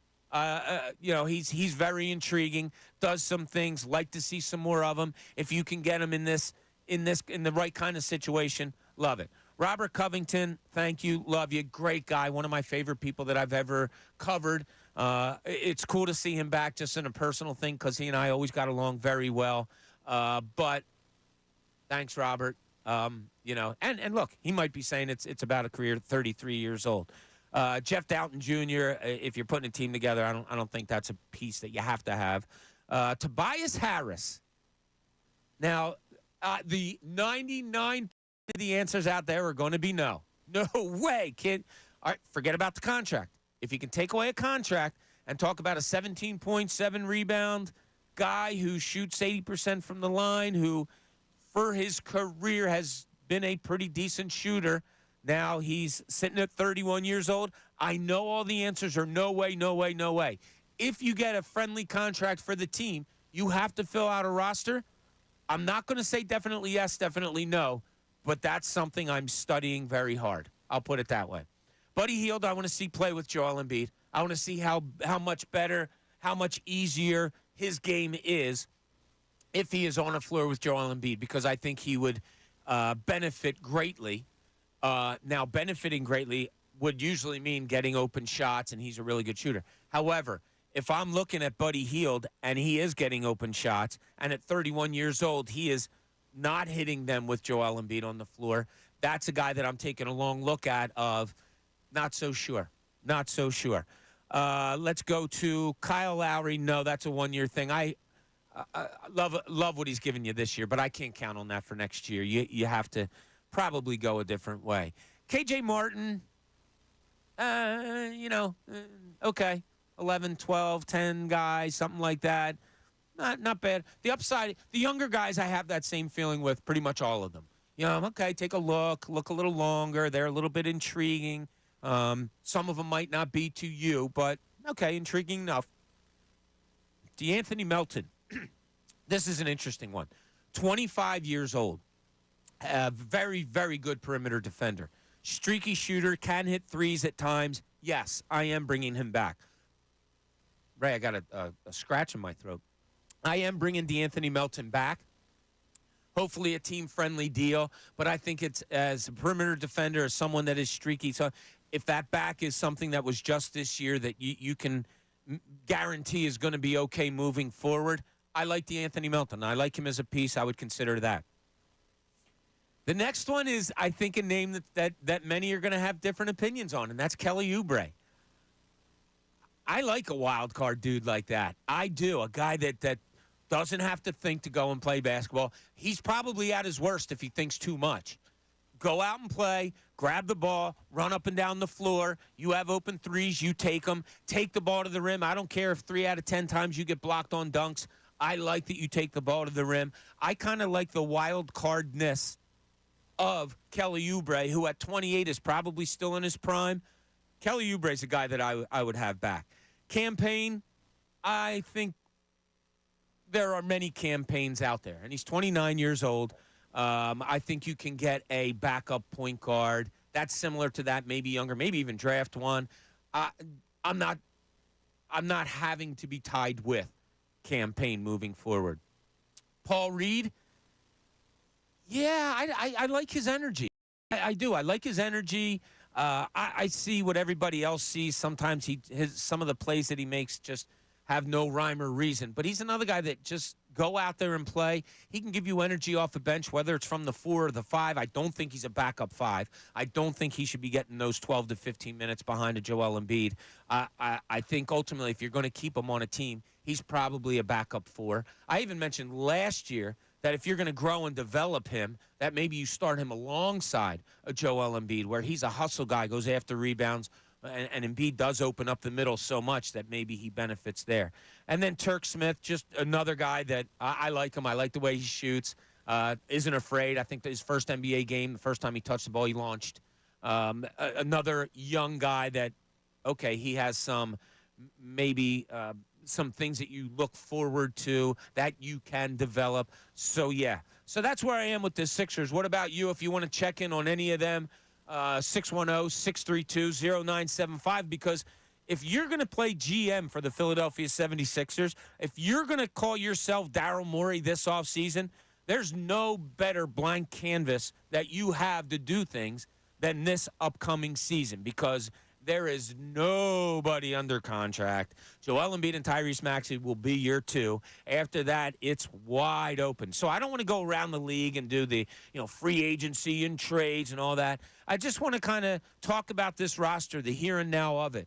Who do you like moving forward that kind of intrigues you enough to say, yeah, I wouldn't mind them coming back. I wouldn't mind them being back. Anything that you majorly disagree with that I just said there, Ray, or you pretty much on board? Tobias, thank you for 5.5 years of service. It's been very nice what you've done for the community. It's very nice the numbers you've put up. You seem like a swell dude. You can go, Detroit, is that the one that was rumored to be very interested in you? You go ahead. You go ahead back to Detroit. You go have fun there. You go get a nice payday somewhere else. I'm okay. See, you're saying this with a tinge of meanness. No. Yes, you are. No. You said go have fun, go back to Detroit. That's not nice. I said I appreciate him. That's where I started this. I said there was no disrespect in the first week of the show. I mean, no disrespect, Tobias. Okay. Now, I can't do the Tobias Harris experience. I can't do the conversation anymore, to be honest with you. I can't. It's exhausting. The basketball you get there, I understand the 17-7, and it's the conversation we have about a lot of guys. Like, you might not enjoy necessarily the entire process of it, but when you look at the numbers, you look at the end output, the production, you need that on a team. Right. I get that. You do. And especially on a team that you don't have. Now, let's just go back. I said it's something I would study. I didn't say I would bring him back. I didn't say I would definitely get rid of him. I said it's something I have to study. So you're giving me. I think I've studied enough. I think I've done my homework enough on this one. I think that the assignment's been turned in, and we're about to get our grade back for what we've got. Yeah? Yeah, I think. That's it. I can't do it. Okay. That's one. It's fair enough. I'll give you that one. Scott Morrington has an idea on this. Scott, you're on 97.5 The Fanatic. Scott. Nope. No Scott. Don't know what's going on here. Tobias Harris is interesting. If you take away the contract, that's the big thing. Take away the money. Was he okay if he wasn't making all that money? If you sign him to a 3-year, what's he, 31? 3-year, $30 million contract. Is he signing a 3-year 30? I'm saying, if you did, is the stink still there? Well, the stink from the last 5.5 years is still there. Okay. So many times we talk about, well, can he find his role with this player, with that player, in this system, with that system, this coach, that coach? Right. Question, I think, is, will you ever get Tobias Harris that you're comfortable with here in Philadelphia? Like, it's always been, well, how does he fit into this puzzle? How do we make this puzzle fit in? How does he find his role with this team? And you know what? Part of it is unfair to him, and part of it's unfair to Embiid. The two guys have been here the longest, the number of different moving parts and things that have been out of their control. Tobias Harris, wasn't the one that controlled what Doc Rivers said about Ben Simmons, the way Ben Simmons responded to it and all that stuff. Tobias Harris, it's not his fault they put a contract in front of him, and Jimmy Butler didn't end up coming back with the Sixers. Like, there's a lot of things that aren't necessarily Tobias Harris's fault that get lumped into the whole Tobias Harris experience, but I think it's best for all parties if we just let him walk out the door. Okay. Fair enough. You're making that side of the argument. Fair enough. That's what this is all about. Just a reminder, we're going to have Todd Zolecki joining us at 12 o'clock today to talk Phillies. Matt Breen will join us at 1 o'clock to talk everything Philadelphia sports. 610-632-0975 isn't the only – you don't just have to call us there anymore. You can text us there. You can text us at that number if you're not comfortable calling, or maybe you don't have time, the boss won't let you. You can text us and let us know what you're feeling. And, Ray, you say that we have a pretty interesting text about the veteran treatment of coaches. Yeah, so we got Joe in Philly checking in here, saying he agreed with the benching of Couture because he hasn't been playing well and no one is above the team. This is the opposite of the Eagles, who give the veteran players preferential treatment. That's interesting. Okay, that's good. You can't. The difference of this is you can't sit in football a veteran player who isn't playing well. You just can't. You have 16 games. You're putting your best players out there. Through 82, you could probably – through 162, you definitely can. Bryce Harper, the best – if you want to call him the best Philly, if he gets in a big slump, I got no problem sitting him on a Sunday afternoon and saying, take the day off, find yourself. We have off tomorrow. Give you 2 days of rest, and we'll go from there. The way – hockey's different. Hockey, you're expected to play all 82, especially if you're the captain. And he came out and said it. It's a good point by Joe. Very good point. I don't know where I go on it. He intrigues me, Tortorella. I'm still fighting with myself whether I agreed with what he did last night and the way he handled it. And Colin Newby, who I brought up before, had a great point. He said if John Tortorella is talking about accountability and that's the way, that's like the overriding umbrella that this is under, he said, why didn't he hold himself accountable after the game to tell the press why he chose what he chose? Fair enough question. There's a lot of fair questions about this out there. We'll continue to hit on it. Scott, when we get back, we'll get to your Sixers point. But a lot of fun stuff here.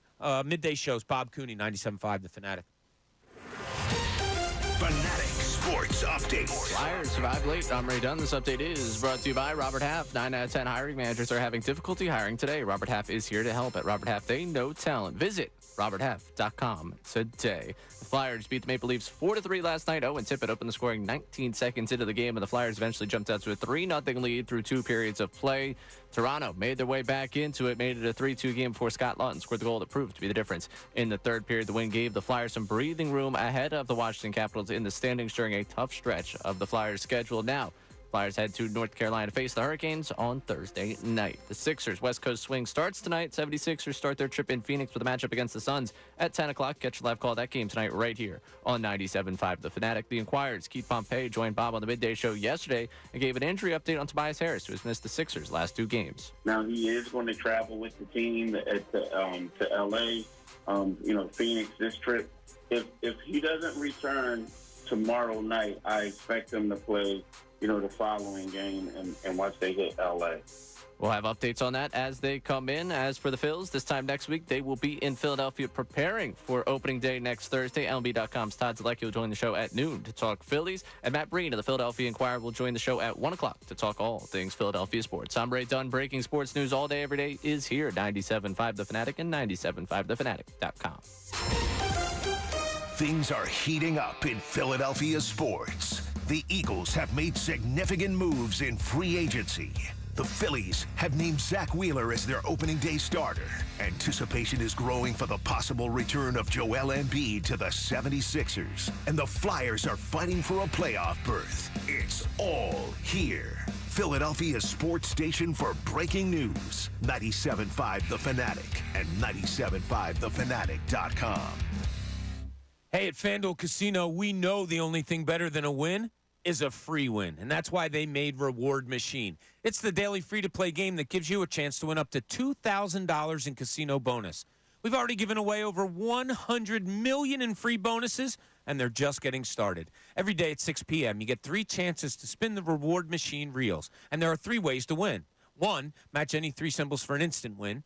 2, collect symbols each day for a chance to win weekly prizes. Or 3, win up to $2,000 if you collect 3 trophies.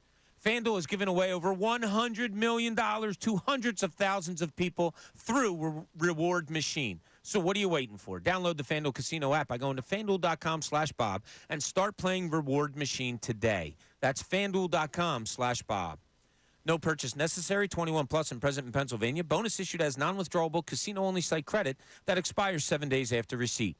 Restrictions apply. See full terms at FanDuel.com/casino. If you have a gambling problem, 1-800-GAMBLER or visit FanDuel.com/RG. Have you noticed the weather's changing? Well, March is a critical time to check your home's windows. So if you have cracked, leaky windows and ones that won't stay open or won't close properly, it's time to call the pros.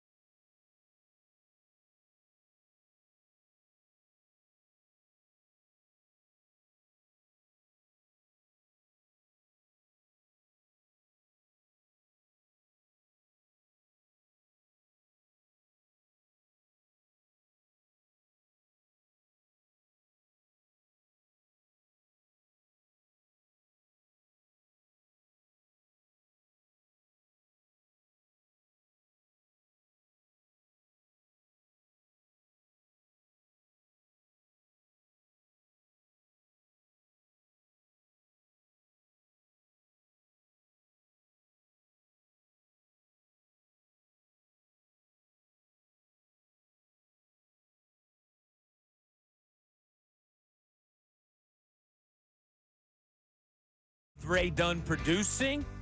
Happy to have you with us here in the midday show. Lots of stuff going on. I woke up this morning and I first thought was, it's baseball. Baseball started today. Different things. I got that good thought in my mind that I always get before I put my feet on the floor. Had the song in my mind this morning that I didn't like, so I had to somehow erase. So here's how I erase if I have a bad song in my mind. And I swear to God, everybody, I wake up every day with a song in my mind. And sometimes it'll be a song, I don't even know how it got there. It might even be a song I don't like. So what I have to do is I'll when I go into the shower, I'll hit a playlist so that I can get that song out of my mind. But, yeah, that was the morning today. I thought, Wednesday, middle of the week. But there's still so much going on. And the John Tortorella stuff I just found intriguing. That's my word that I'll just attach to John Tortorella. Maybe you don't like it. Maybe it's a coaching style that you absolutely adore. I think we have an opposite end of the spectrum in Nick Sirianni that isn't that. That is more to, and I say this in an okay way, catering to players rather than calling them out. But we also brought up on the Sixers roster right now, we're not talking money, all that, Joel Embiid, Tyrese Maxey. Those are the two that you have. Who else on the roster would you keep? Who are you not keeping? I went through it all, gave you my thoughts. Scott Warrington wants to give his. Scott, you're on 97.5 The Fanatic. Hey, thank you so much for taking my call. Thanks for making it. Well, awesome. So after I do talk about this, and I know it's going to be a quick conversation, I did want to talk about the Embiid injury in a little bit more in detail because I am a doctor, and I was just very curious about the surgery that they actually did. But let's get to your point. Kelly Oubre is a definite yes. I love that you think he's a wild card. Love that guy. Melton, I'd love for him to be healthier, but he's 25. Let's hope whatever's going on with his back. They've not really disclosed it. Definitely keep him. Paul Reed is a strong no for me. I just think he looks confused at this point, and he should be grabbing way more rebounds when he's in there. I do agree with you. He's not a 5. He's a 4, but he doesn't really have enough game to be a 4. Okay. His three-point shots are, well, they leave a lot to be desired. Right. However, I do like his hustle. Love Ricky Council. Love the opportunity with that guy. And, of course, the obvious. Now, let's get to Tobias. Tobias, I just have a hard time of seeing that this guy goes from 2 points to 20 points. You can't score 2 points in a game and be a starter. I mean, and he's had an 11-point game, I think. I may be off by a point or two. His defense, I love it. They always stick him on the best guy. But I certainly wouldn't give him anything more than, he's going to get a contract somewhere because he was in demand at the trade deadline. Probably, yeah. All right, what's your Joel Embiid injury thing, doctor? Okay, so here's my question. So there's 2 types of rehabs for this meniscus. And if they actually scoped it, then they actually took a piece of the meniscus out, which would lead, less, I guess, more area for them to, more area for the knee to get damaged because the circumference, the surface area, would not have the same meniscus covering over the entire area. If they healed it, meaning that if they sewed it up the right way, the question is, how is he going to come back this soon? Because you're usually on crutches for like 6 weeks if they did it that way. Well, they must not have. Real quick, Scott, sorry. Thanks for the call. They must not have done that because he wasn't on crutches, and we saw him not long after that. And when I called the Sixers not long after the surgery to ask about, well, what does the 4 to 6 weeks or the 6 to 8 weeks, whatever, what does it entail? Is he doing something, pretty much right away? Is he sitting and recovering? And they told me, no, it's not like he's sitting around laying in bed and on crutches. So, if there was a crutch period, which there probably was, it didn't appear to be long. And we've seen him for, 2-3 weeks now, Ray? He's up and around. Look, they're saying still it appears that he will be back at the end of the season. That's what they're hoping for. That's where the schedule is right now. And we'll see what goes on. They are very good at not diving into detail. The stuff that Dr. Scott was bringing up, they didn't tell us that. And the stuff as far as rehab goes. When I was out there on Sunday, they did say that he was on the floor doing non-contact things. I doubt he flew. and went out on a West Coast trip. So he's probably back here doing workouts with a crew back here. So we'll see. We'll just have to see. But so, Ray, on our new text board at 610-632-0975, what do you got going for us? All right, we got a lot coming in on the 76ers roster conversation you opened up, and a couple really on Tobias. Problem with Tobias is his consistency. You look at the stat line, it looks great, but you look deeper into it, 4 points one game, 26 points the next. It's, I think, kind of get to what Scott was getting there about the consistency. Can't have that come playoff time or against good teams. It doesn't look like 16 to 22 per game in real time. Right, and I understand that. I do. Take the 2 point. The 2 point the other night was kind of an anomaly. It does help your case. I do understand that. When you had Game 7 against Boston last year, after blowing Game 6 here, your best player for the first quarter that got you a 3-point lead was Tobias Harris. And how many points did Tobias have in Game 6? I don't know. Not I think he had 19 in the Game 7. Yeah, he may have been the team's leading scorer. Look, I'm not. I mean that, but I think that's the ebb and flow of it. Like when we talked about James Harden and him potentially coming back last offseason, there was, well, you could get the James Harden you got for games, what was it, 1 and 4, or you could get the James Harden that you got the rest of that series, or 1 and 5. Like there's averages for a reason, right? And that's I think where the frustration is, because another person chiming in with the conversation about Tobias and coming up with the inconsistency there, and then this person also wants to know, besides from Joel, Tyrese, and Kelly, would anyone be considered above average as NBA starters? You put it's funny how my mind works. Is Kelly Oubre above average NBA starter? That's where my mind went at first as well. Because I'm not looking for above average NBA stars. I'm looking for guys that could play roles on this team and how they fit around Joel Embiid. I think if you're a good team, Kelly Oubre's coming off your bench. Probably. If DeAnthony Melton was healthy and Kelly Oubre's healthy, Nick Nurse was looking into starting Kelly Oubre because he wanted to have DeAnthony Melton's defense with the second unit that doesn't have Joel Embiid back there. Kelly Oubre is a borderline, and I don't say this in a bad way. I said I would take Kelly Oubre on my team in a heartbeat.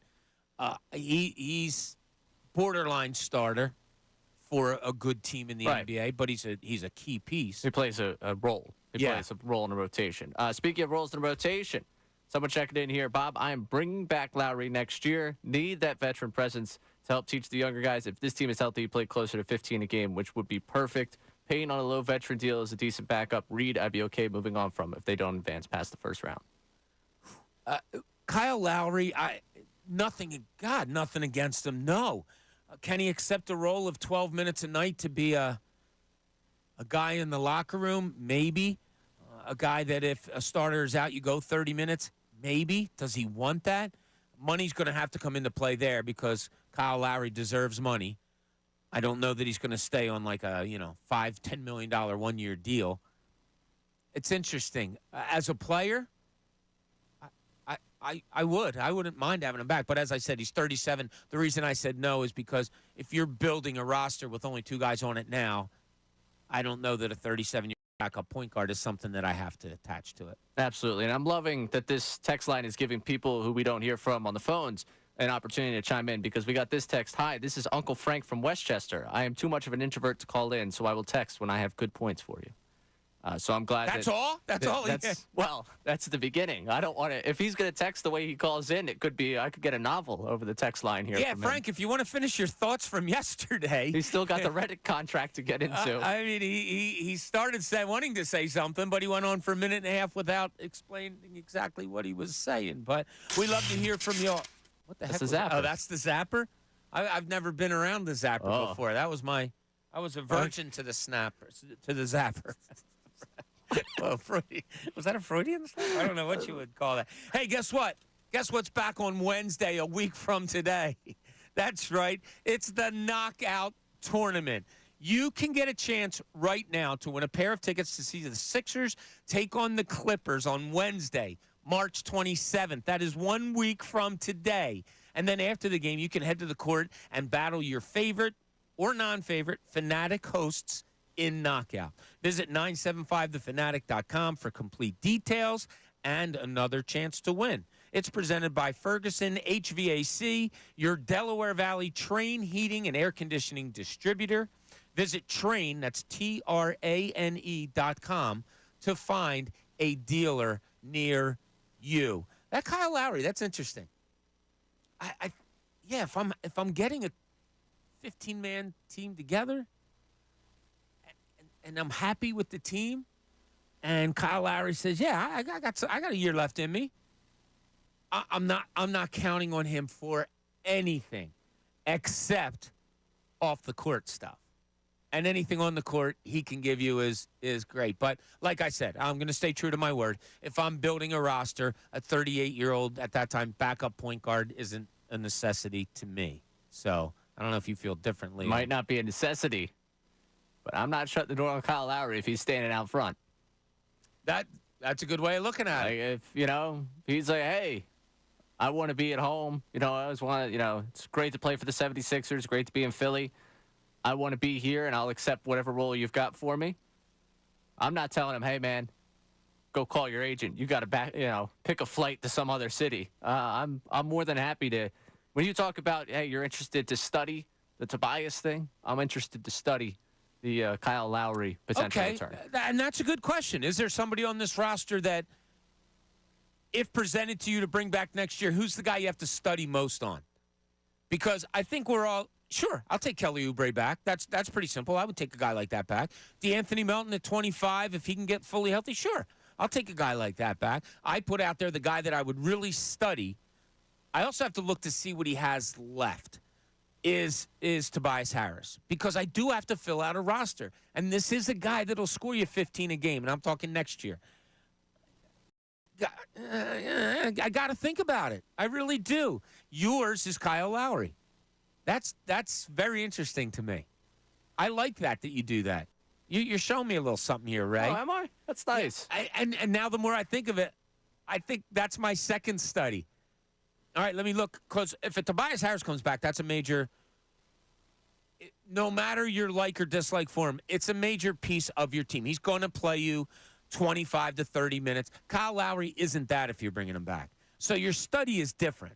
Your study isn't how does he help the team on the floor, which is my total study to Tobias Harris. My study to Kyle Lowry is how is he helping me when we're not on the floor, because that's where he's going to be most of the time, not on the floor. Right? Yes. Or are you bringing him back as a 30-minute-a-night guy? No, I'm not bringing him back as a 30-minute-per-night guy. No, Yeah. it's the off-the-court stuff, and it's the small role that he would have. I'm interested, though, like for someone out there, because as I'm obviously seeing the text line, I know how the general feels about Tobias Harris. Yeah. I would love to hear from the person that wants him back. That's not the study. That's not the no. And I'm not the guy. Like, I got Jim G here on our YouTube, who I love to death, and I love all you YouTubers. You know how much I appreciate you guys. Jim G's like, no, Bob, stop. All capital letters. No, Tobias. I didn't say I'd bring him back. I said it's something that I would study. And if you got to be honest with yourself, if you're bringing back guys from this team currently constructed, which you're probably going to have to do, you're not going to go out and sign 10 free agents, that aren't here right now. I mean, you take an honest look at it. And if your honest answer is no way, get the hell rid of him, okay, there's a real good chance that you're going to replace him and forget money, because we already put that out there, forget money. There's a good chance you're going to replace him with a guy, or you're going to be lucky to replace him with a guy that averaged 17 a game. I want to hear from the person that's dead set on bringing him back. We're probably not going to hear from him. I want to so badly, because I like have to keep refreshing this text line, because it's everybody. I got the goodbye, Toby. By the way, where's my crumble cookie? The Tobias has been here long enough. I am done with him. I want to hear from the person that wants to buy his back. Maybe we won't. Who knows? But we'll try. We'll see. Okay, when we get back here, I have a question about the Philadelphia Eagles and their business method right now, because I have a feeling them doing bad business, air quotes, might turn out to be good business. No air quotes. Capital letters, Ray. This is a midday show with Bob Cooney on 97.5 The Fanatic. Bob Cooney with 76ers head coach Nick Nurse. You have to stay in the moment, especially with this group, what's going on? Yeah, 100%, and I think it also applies to, like, the standings. People want to talk about, oh, this is a big one because it's a 6-7. Insight and perspective you need to hear. I just keep saying, man, we're emphasizing every single game, and we're trying to put together the best packages we can so our guys can win any game. The Newsmakers are on with Bob Cooney. Listen weekdays 10 a.m. to 2 p.m.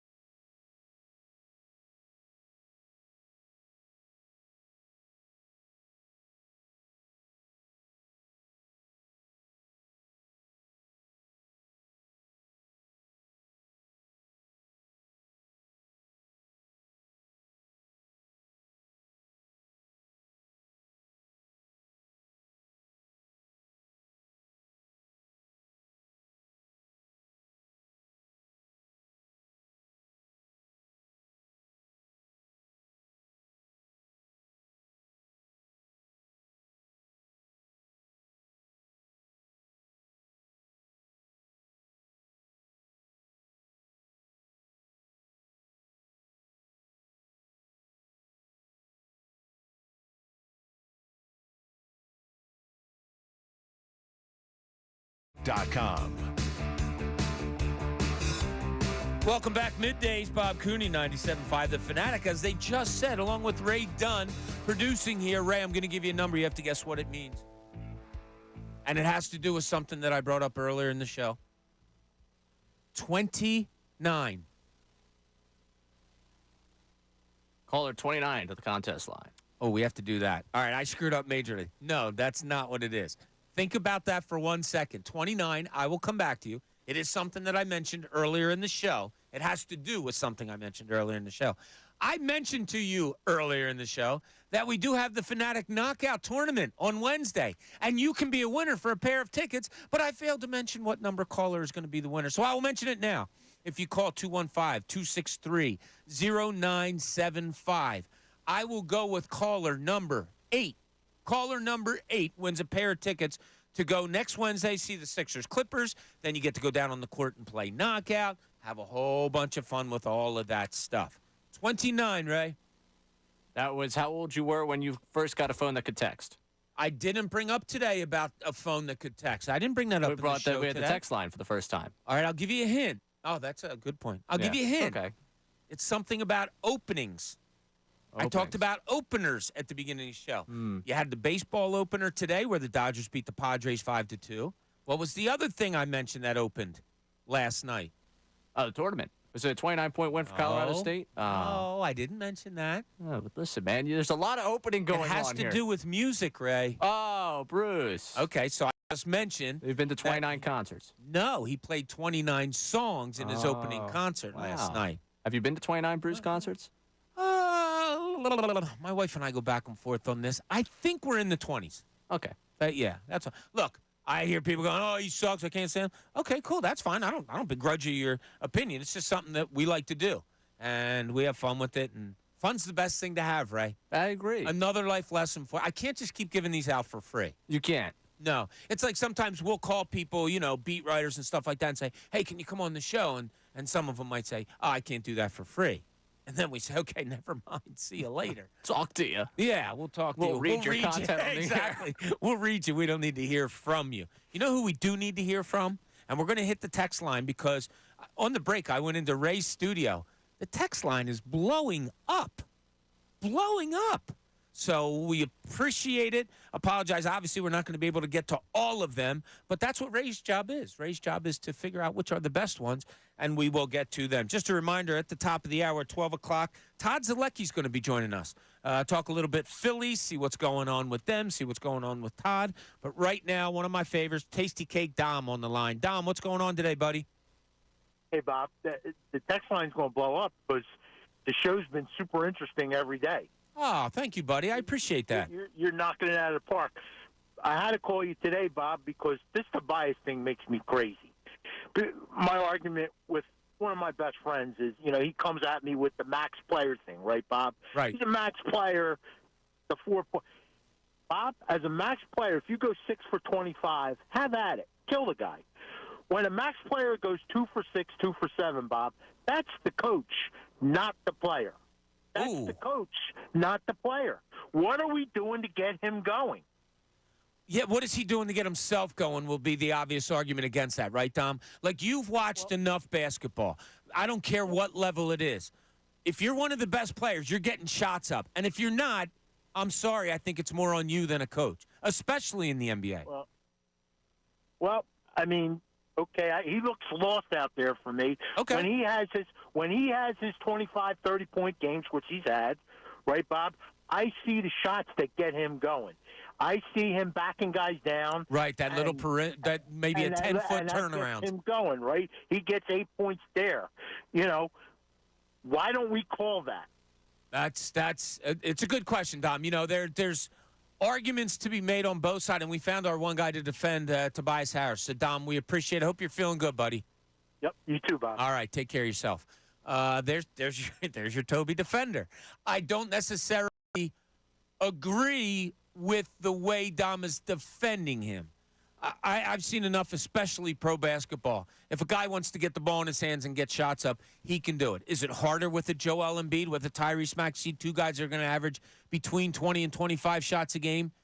Probably, but you can't be shooting 6 shots a game.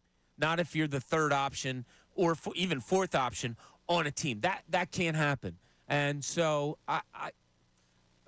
I've seen it in the NBA. I've seen, and this is, I brought up earlier about getting called out at a press conference before. I've seen coaches design things where players go stand in a corner, and it gets frustrating. And I first saw it with Evan Turner when the Sixers drafted him number 2 overall, and people wanted more out of him. This same argument at the time was being made. He's being thrown in a corner. What do you want him to do? He's just standing there in a corner. Sometimes I see that with Tobias Harris, understanding. But how many times in a basketball game, especially a pro game, do you get a rebound and get out and run? Look, I get out and run. I get myself to a spot where I'm open. Whoever has the ball can't deny getting me the basketball. You can get yourself to a place where they have to get you the basketball. And I think there's too many times that doesn't happen with Tobias Harris. You can call plays for him. They don't call plays for him all that much. I know that from when I was covering a team, they didn't do it. From talking to the likes of Keith Pompey, that they still don't do it all that much. And it's something that's also aggravating to Tobias Harris, to his agent, who is his father also. But, no, I just can't go with that argument that Dom brought up. If you want to bring up an argument in some other way, okay. Dom basically saying that he's not ready to give up on Tobias Harris. I think he's, as we said, probably in the minority. But if you want to make that argument, it's a good one to make. So feel free to make it. 610-632-0975. Call in. We'll get you on the air. We'll talk about it. Or if you want to text, same number, 610-632-0975. When we get back, haven't hit on the Phillies all that much. I did tell you about the wonderful spring that Ranger Suarez is having so far. But we're going to talk to Todd Zolecki, who covers the Phillies, and we'll dive deep into what he thinks about the team as opening day is just a week and a day away. This is the Midday Show, 97.5 The Fanatic. Fanatic Sports Update. Fast start propels the Flyers. I'm Ray Dunn. This update is brought to you by Discover. Discover wants everyone to feel special with live 24/7 customer service. Learn more at discover.com/credit.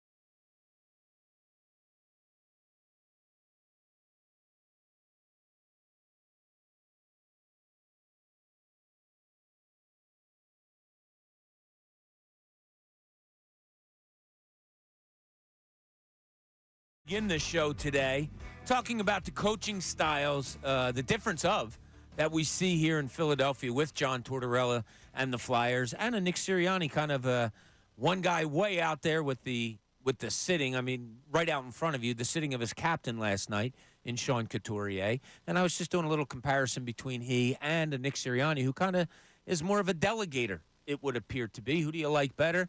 We did a roster thing with the 76ers of who's on the roster now. You're going to need some players back next year. And Tobias Harris is getting a lot of conversation here. So Brandon and Coop and everybody else on the line, just hold on. We're going to talk to Todd Zolecki right now on the Comcast Business Hotline about your Philadelphia Phillies. Todd, how you doing today? Good. How are you doing? Good. All right, I got a trivia question for you right off the bat. Okay. You ready? You were named the Phillies beat writer for the Philadelphia Inquirer one day. That night, you covered a game. What game was it? As my first game as a beat writer? It wasn't your first Phillies game. It was that day the Inquirer told you, congratulations, you are now our new Phillies beat writer.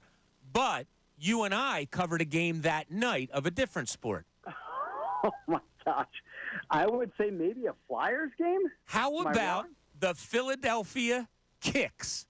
Oh, my Lord. I do not remember this. Todd, it was so funny. I'm sitting at home the other day, right, and I obviously have your name in my book of people that I wanted to have on this week to talk Phillies.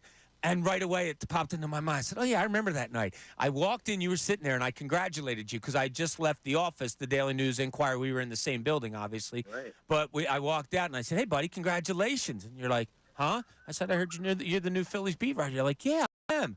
I said, all right, you're going to get far away from these Kicks pretty soon, I guarantee. But a little trivia for you there on yourself. How do you like that? Oh, my gosh, that is fantastic. I'm going to have to look up whatever I wrote that day. Nah, you probably don't want to. No, I do not. Yeah, right? So this Philadelphia Phillies team, it's funny. We've described it both on the morning show that I was on before and now that doing the midday show. It's kind of been all right, not a lot of news is a good thing. The biggest probably coming out is the back situation with Bryce Harper. Where do you put it, Todd? Should it be a major concern, or is this just we're just resting him for a couple of days. We want to make sure nothing bad is happening. I think it's the second part. I think it's just making sure nothing bad is happening. So, he of course, Bryce has had back issues in the past. He left the game early on, I think it was August 10th last season. He missed the next game. And then he DH'd like 14 out of the next 20 games. But I think it was just more of we want him to be right and ready to go at first base for the postseason. In this situation, he felt a little soreness in his back.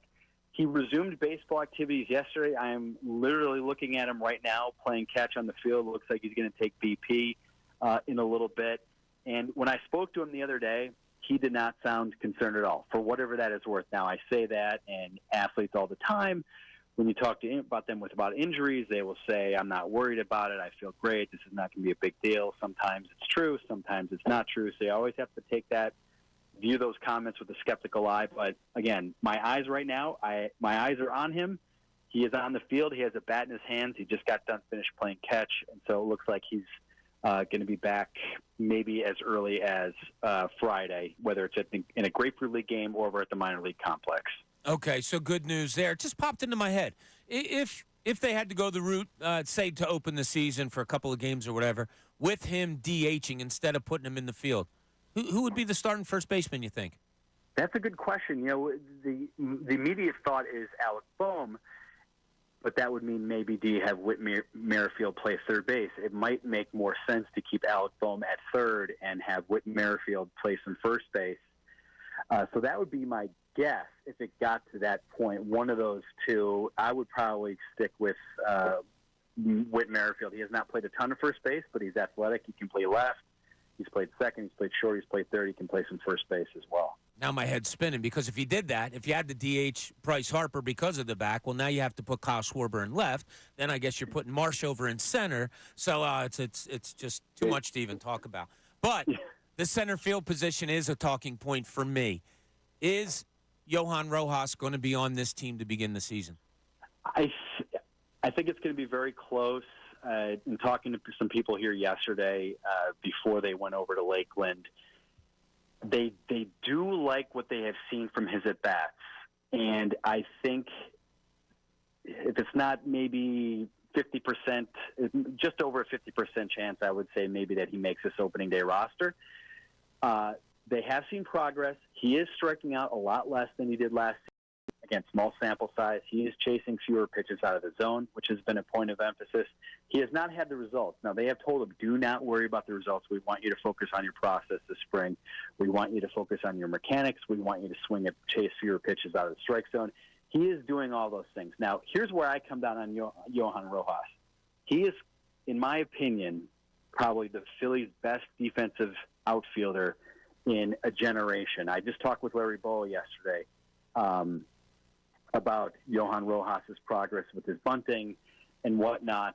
And I said, defensively, how would you compare him to Gary Maddox? He said, well, he's right there with Gary Maddox, Wow. like 8-time Gold Glove winner. He's like, he is right there. I said, is he better than Gary Maddox? He's like, I'm not going to go there yet. He said, I'm not going to go there yet.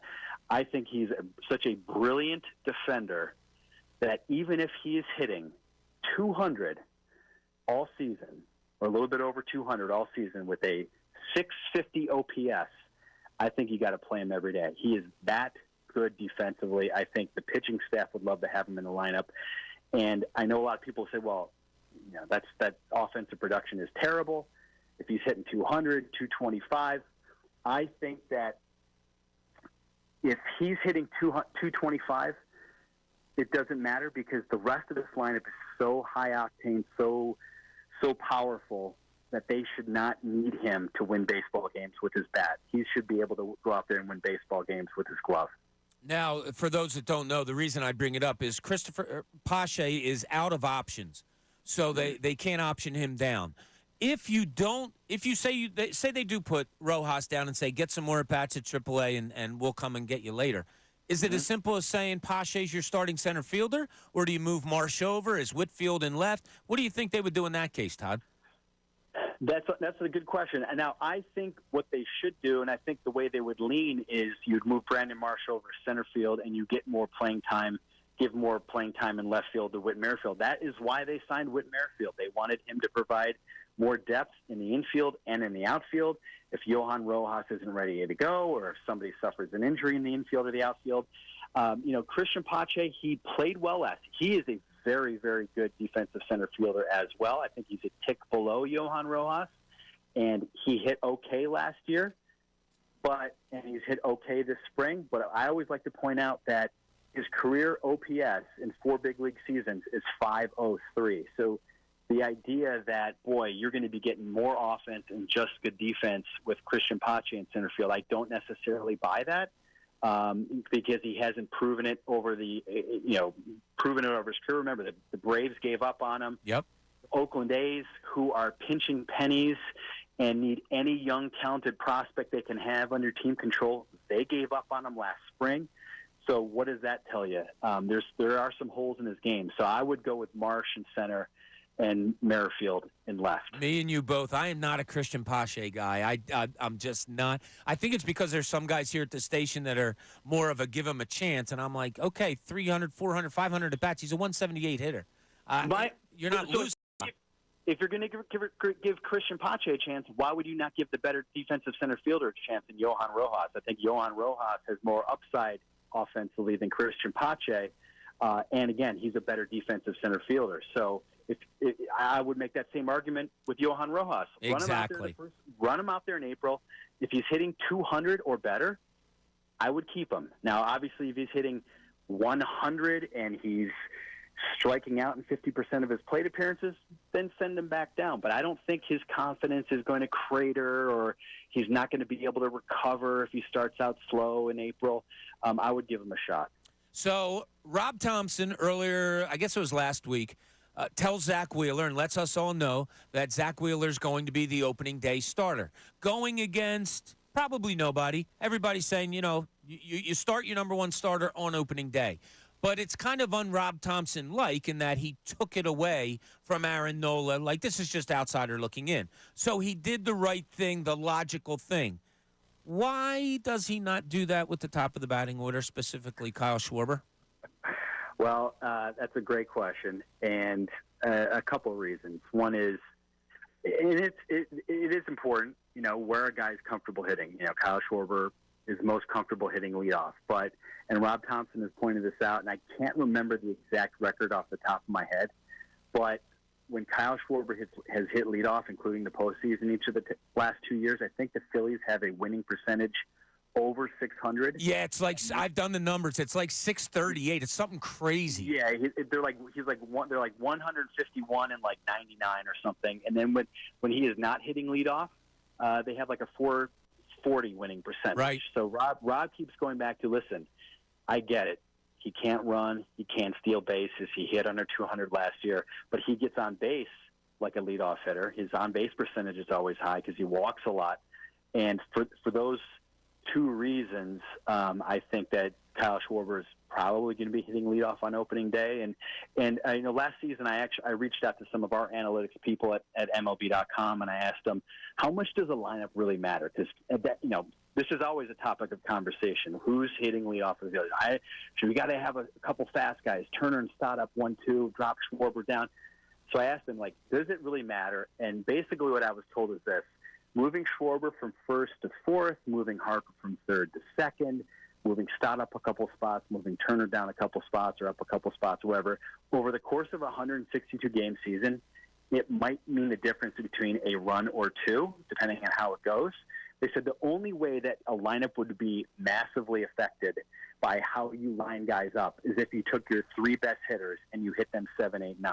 So if you hit Harper, Turner, Schwarber, 7, 8, 9, you'd see a massive drop in offensive production because they're going to get a ton of fewer plate appearances over the course of the season. But hitting Schwarber first, hitting him fourth, kind of shuffling the deck there isn't really going to make that much of a difference. So they go towards what's our success and where I'm comfortable. All right, last one. I'll leave you with this one, Todd. 90 and 72 last year were the Philadelphia Phillies. Is this a better team than that this year? And if so, why or why not? I think they're better. I think they're better because they're healthier. You're going to have Bryce Harper from the beginning of the season. He's not going to be trying to feel his way back from Tommy John surgery. I think they're potentially much better defensively, again, with Harper at first all season, Marsh in left, Rojas in center. Alec Boehm is a much better third baseman than he is a first baseman. So defensively, I think they should be a lot better. I think there were a lot of games early in the season that they lost because the defense was not playing well. So better health, better defense, and I just think the rotation, I think it's a top 5, top 3 rotation in baseball. They expect more good things from Christopher Sanchez. I think Aaron Nola is going to be better after figuring out some mechanical issues. So overall, I do think they're better. Are they good enough to win the division? I still say the Braves are the favorite, but you never know. But regardless, I think this is one of the top 3 teams in the National League: Dodgers, Braves, Phillies. All right, well, there you have it. From Todd Zolecki, who started this whole beat thing after covering the Philadelphia Kicks with me so many years ago. Todd, we appreciate it. Thanks so much for joining us today. Yeah, take care anytime. All right, buddy, take care. That's Todd Zolecki from MLB.com. This Rojas situation ain't over. I think Whit Merrifield's your starting left fielder come opening day. Why are you making faces? Because I don't understand why. This is a young player. We got to give him the shot. Look at his defense. Look at the defense you get from Rojas. I'm not against giving him the shot. I'm really not. I'm not against giving him the shot.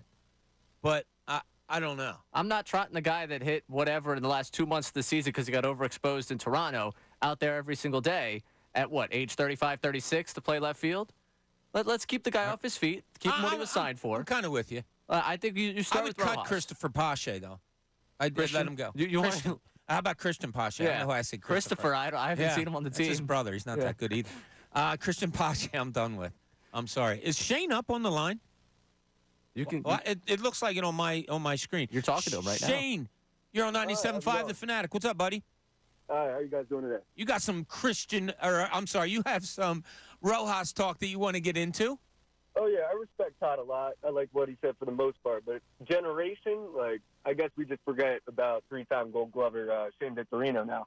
But I don't think forgetting, and it's a great point you make, but he was talking to Larry Boa. And if you're going back that far, I don't know how old you are, Shane, but that goes back to, like, my youth. Gary Maddox was Shane Victorino, great. Gary Maddox was like, I can say it without a doubt, better than Shane Victorino out in the field. I'll give it, but the amount of times he had home run robberies, even in the playoffs, I mean, one year with Rojas, and now we're saying he's the next, whoever you just Hey, that's what Larry Boa said. Todd was saying what Larry said, so that's high praise, isn't it? Yeah. No, I mean, I respect what he says completely. We got to throw some respect on Shane Victorino's name. 3 Gold Gloves ain't nothing. Well, is this Shane Victorino, in fact, calling? Oh, yeah, no. Well, it's obvious he was my favorite player. I mean, I'm 23, so I was about, 8 years old when we won the World Series. So, okay. I mean, yeah. He was just a clutch player. I mean, I just thought Rojas, I mean, I see the talent definitely defensively, but, I mean, I don't even know. I like Pache. I like the way he hits. I think he's got. You like the way he hits? He's a 178 career hitter. I know, but if he's confident, he goes to the bat, and you can tell when he's swinging it. I think he's actually not that bad of a ball player. Okay, all right, Shane, I appreciate that. I don't agree an ounce with it, though. Christian Pache at bat drives me nuts. I saw him. I think I told you, Ray, on Sunday. I turned on the Phillies game for a little bit. That dude's his lead hip was out in left field while the pitcher was still winding up. That's how far out ahead he is trying to swing the baseball bat. I'm kind of done with Christian Pache. Do we have anything on our new text board talking about what Todd Zolecki had with the Phillies, or is it still mostly Sixers before we get back to them? So we got some people chiming in right away. Someone was going with the Victorino, not in the same universe. Oh, Father Sean checking in about Gary Maddox about that one. So Shane is 23 years old and said, oh, no, you forgot about. Look, you didn't see Gary Maddox. There was the famous quote about Gary Maddox. Water covers 25% of the earth. Gary Maddox covers the other 75%. We have more reaction here on the leadoff spot. We got a text, this is ridiculous. Analytics are going to keep us from winning a World Series. And then we got oh, no. Cooney is one of those guys who thinks we need speed at leadoff. I didn't say that at all. I was asking a question about why. You asked me to read the text line. Here's my my line was, is it logical to have Kyle Schwarber at your leadoff spot? In today's day and age, baseball yes. says no usually, and I've gone back and forth, so I'm not going to claim. Well, I said before, but the line that Todd brought up was one that I brought up to John Kincaid all the time. Don't look any deeper than they win when he leads off. And John brings up, well, yeah, but there's other factors involved. Who pitched that day? Who did this? I hear you. Totally understandable. But, man, if something's that simple to me that we win 64% of the time when he hits here and we only win 44% of the time when he doesn't, I don't know. I'm going to go with the way that you win more. Yeah, no, and that's kind of where I've gotten to at this point. It'll be interesting because one of the pillars of the argument for people was, well, when Schwarber comes up, that bottom of the order is not too bad. Well, if Rojas isn't hitting, that's a different story of what you have in front of Schwarber when he comes up the second time, the third time, the fourth time. But again, they've won that way. I think I've given up forever on trying to argue the other side of the Schwarber one. They win with him there. He gets on base. And I think people that want to drop him to 4, 5, you're dropping him way too far. The way he sees at bats, the way he goes about working a pitcher, the way he gets on base for guys below him, I don't want him hitting any further down the order than that top 3. And honestly, right now it's worked with him at 1. I'm going to take him at 1. Yeah, I'm not gonna fight that fight anymore. Not that I've been up or anything. I see the goodness in it. I am intrigued by if you didn't do it, where would he help you in this lineup? But it's where it is, and it's not going to change. So you might as well just stick with it. At 12 o'clock hour, it's brought to you by Service First Heating and Air Conditioning. Get 0% financing for 72 months and a $500 rebate when you purchase a complete heating and cooling system from Service First. Learn more at servicefirsthvac.com. Coop, when we get back, you're going to be the first thing I go to. He has a thought on Tobias Harris. Also, we'll talk more on that, but I want to bring up the Philadelphia Eagles and a business model that I'm either questioning or praising because I don't really know myself. And this is when it comes to one Hassan Reddick. This is Midday Shows with Bob Cooney, 97.5, The Fanatic. Fanatic Sports Update. Flyers survive late. I'm Ray Dunn. This update is brought to you by Allstate. Some people just know the best rate for you is a rate based on you with Allstate, not one based on anyone else. Visit allstate.com or call for a quote today. The Flyers beat the Maple Leafs 4-3 last night.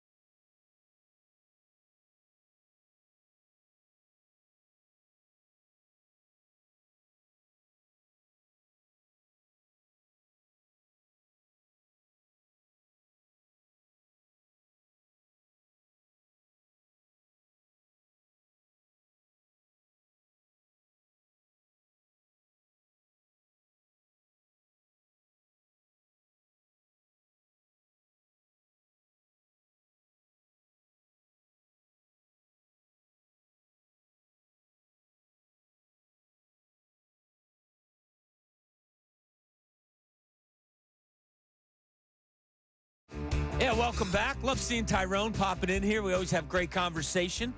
So good to see them. Get ready for them coming up at 2 o'clock.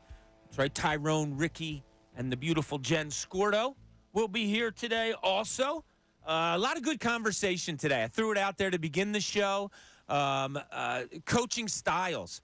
Man, we have if you had a scale, it's going back and forth. And I brought out the two sides, one being John Tortorella and him calling out Sean Couturier and sitting him last night, a healthy scratch for the captain. And then you have a Nick Sirianni who kind of delegates a little bit more, where, behind the scenes kind of. So we had some interesting talk on that. Brought up the Sixers roster, looked at that and said, who would you keep if you could from this Sixers roster? Because the only two guaranteed right now, and one's not even guaranteed, I think we can safely bet that Tyrese Maxey will be signed to a contract. But along with Joel Embiid, there's nobody else here. The cupboards are bare. So we brought that up, and the player that brought up the most conversation was Tobias Harris. I said I would have to study that a long time before making a decision. Ray is out. Tasty Cake came in and said he might defend. We've gotten a lot of texts. Everybody, we're out. We thought it would be 98% out on Tobias Harris. And now we have Coop on the phone, and he's got a thought on Tobias Harris. Coop, what's going on, buddy? You're on 97.5 The Fanatic. Hey, what's going on, fellas? How you doing? Sorry to keep you waiting so long, bud. You're good, you're good. The only way I bring Tobias back is for a vet minimum.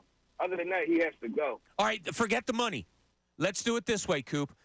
You have a basketball team right now where you have Joel Embiid, you have Tyrese Maxey. Just looking at this roster, you're going to have to pluck some. Forget money. Would you bring him in for his style of basketball? No money involved. He's out. He's out. He's out no matter what.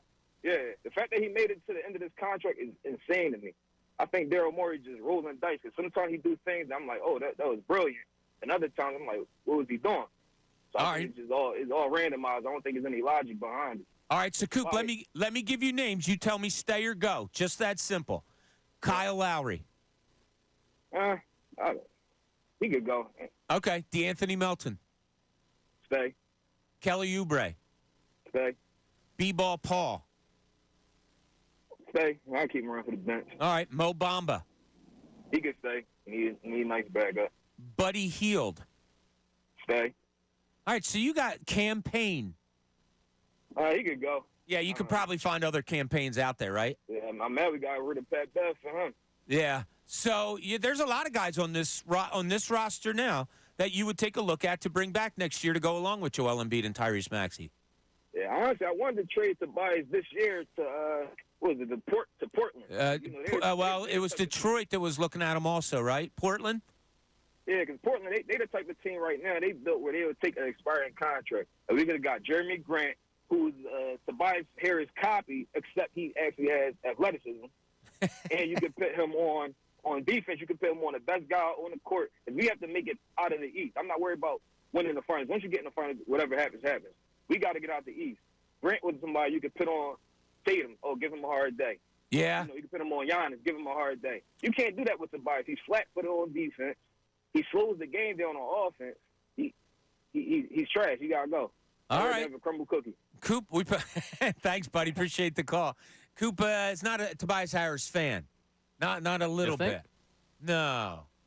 And he just said something that reminded me of a story that I wanted to tell you, and I don't know. What were the names he brought up towards the end there? Oh, Jeremy Grant. So Jeremy Grant gets traded from the Sixers and sends word to me.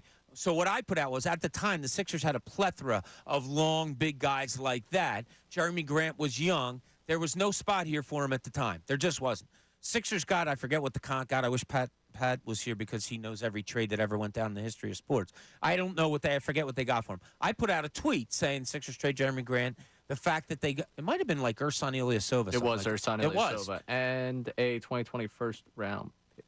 So I said the fact that they got something for him is good, meaning he couldn't get any time here, and that's a pretty good get back. Like, I liked Ersan Ilyasova's game. It was more established at that point than Jeremy Grant is probably going on to become a better scorer, better, overall player than Ersan. But anyway, I just put out in the tweet, like, Sixers, good for them to get something back. Hey, well, he didn't like that. No, so it was made known to me by the Jeremy Grant group that, oh, yeah, screw you. Well, I'll show you. And I went back. I said, I didn't mean it that way, but that's why you have to be careful what you tweet, Ray. Another life lesson for you. My God. That's so nice of you. You are really giving me a lot of great life lessons. Yeah, I'm trying here, but Derek in North Philly, you're on 97.5 The Fanatic. What's happening, Derek? Yeah, what's going on, man? What are you up to? I'm just trying to wrap my mind around why we keep bringing Tobias' name up all the time. Batum gave us, 4 points, a couple of rebounds and some blocks, but he played great D, and that's acceptable. Tobias be D'ing dudes up, and he might not score all the time, but when his isolation and plays the call for him, he produce. So and I don't understand why we keep bringing his name up. Well, that's crazy. I think the reason his name comes up, Derek, and one of them was because when I went through the roster, I said, I'm giving that a hard look. Like, I'm really studying whether I'm bringing Tobias back or not. I would say the majority of the fan base, they don't want anything to do with Tobias, rightly or wrongly, but I think it's also related to the contract. Right. Now that's true. Now, if everybody stop and think, when he got that contract, they was giving everybody money because they had to get rid of money. It's going to happen again. It's guys that's going to get paid that shouldn't get paid, but they got to get rid of that money. You have to reach a floor in the NBA, right? Yeah, so it's not his fault that that money was available at that time. But if you look back, he's still been consistent every year. He might not give you 30, 40 points. Why Maxey not scoring 30 points consistently, 40 points consistently? Nobody's talking about that. We could give him. He's going to get at least $200 million. Oh, he's going to get paid. Yeah, I think Maxey's a consistent scorer. You don't? Yeah, no, not against elite like Boston. He might struggle a lot. You know, he's been consistent. His numbers been up 17 points, but he'd do it against guys that's like the team we just played the other day. Like, he'd do it Miami? against certain teams. Yeah, but he had 30. Yeah, but who's on? If Jimmy Butler was playing, he wouldn't have had 30.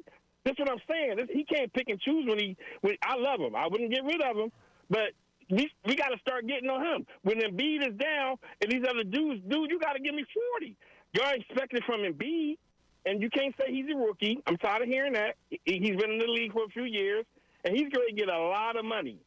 But I wouldn't – Tobias, I would keep him because, for one, he fits in this offense, and when everybody's healthy, there's only a few guys that I would actually keep. You know what I mean? Okay. All right, so there's a vote. Thanks, Derek. Really appreciate it. There's a couple of votes that we've gotten for Tobias Harris. Ray, that's more than you thought we were going to get. I don't know if I agree to everything. Like, you can't compare Tobias Harris's game to a Nick Batum. That's just Nick Batum isn't expected. Tobias Harris's game is scoring. He's expected to score. Nick Batum was brought in here as kind of a glue piece to get next to Joel Embiid, to grab extra rebounds that Joel Embiid doesn't have to go for 20 a night, to be a defensive helper. He just plays a smart game. He's that comfort blanket that you put on the floor, Nick Batum is, and that's the way he is a team. But as far as Derek's other point about Tyrese Maxey doesn't score against good teams, and I'm not calling you out here, Derek, but they opened the season at Milwaukee, at Toronto. He went for 31 and 34. Boston, 25. Boston again, 20. Boston, he didn't play that one. I don't know. Miami, 20. Have you felt that way, Ray? I love when people bring up stuff, and I say to myself, oh, man, I never thought of that. I could be wrong. Have you thought of Maxey as not being a scorer against good teams? No, I haven't really gotten that one. There was the whole thing without against Embiid. Boston, 24 against Milwaukee, 30 against Miami, 35 against the Knicks, 24 against Dallas, the one he got hurt, and he scored in 30 in his last 3 games, which includes Milwaukee. I don't know. I was waiting for that call, though. I've been waiting for that call. I've been waiting for the Tyrese Maxey, because when he gets paid, that's going to be the expectation to some people, where it's going to turn that way. I was waiting. I didn't think we were getting it this year, but we got it. And the call on Tyrese Maxey, which I think is, and again, no disrespect in the first week of the show, Derek, I just think you're way off base on that one. So Tyrese Maxey this year has, let me look here for 1 second just to be quick, has played 59 games. He's scored in double figures in 58 of them. Yeah, I don't know. Yeah, 26 points per game, taking this leap as a number 2 on a team when he was, a number 3, and given where we expected. He's made the leap that I didn't think he could make. I mean, that's I remember. I was filling in with the best show ever. I remember Tyrone asked me point blank, do you think he could make the leap be number 2? And I said, nope. I just don't think that. Really? I didn't think you that were was young coming. back then. Yeah, I mean, I was you were probably still in your teens. Yeah, well, I mean, I still am. I'm getting my permit tomorrow. But, I mean, and this whole, he's coming to bat for Tobias here, which is weird to the bat. Like, you come for the bat Tobias. I'm okay with that. But when he goes attacking Maxey and you also compare Tobias to Batum, it's not his camp calling him an assassin scorer. Like, you're not brought here to score. You're not brought here to put up points. And Tobias, right now, you talk about consistency. His three-point percentage is below 34% this season. Yeah. A guy that's supposed to score, a guy that's supposed to be able to knock it down from beyond, and is supposed to be a driving force to this offense. We talked about Maxey taking the step up to be a 2. Okay, Tobias, you have to take a step up in the absence of Harden this season, and I haven't felt like I've gotten this next level, and especially in the absence of Embiid. You've had flashes of it, but is 30 against the Hornets really, oh, man. Like, the Mavericks game to me is the one that sticks out of that was Tobias won you a game there. Right. I'd like to see that more consistently from a guy that is supposed to be one of the driving engines of this team offensively. Isn't it funny, though? You bring up a whole roster, and the talking point is Tobias Harris.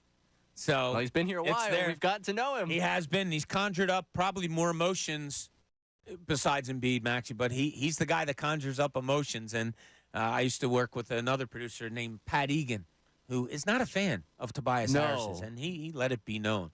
So much on the table today. Give us a call if you're into talking about this. Tobias Harris, we talked about the Phillies lineup with Todd Zolecki earlier. We're going to have Matt Breen on at 1 o'clock from the Inquirer to talk about everything Philadelphia sports. So let us know how you feel. Also, when we get back, 2 things. We'll dip into our text line, which is brand new. If you want to text us, 610-632-0975. And I have another question for Ray, because I'm getting to know Ray this week, our first week on the show. This is Bob Cooney, Midday, 97.5 The Fanatic.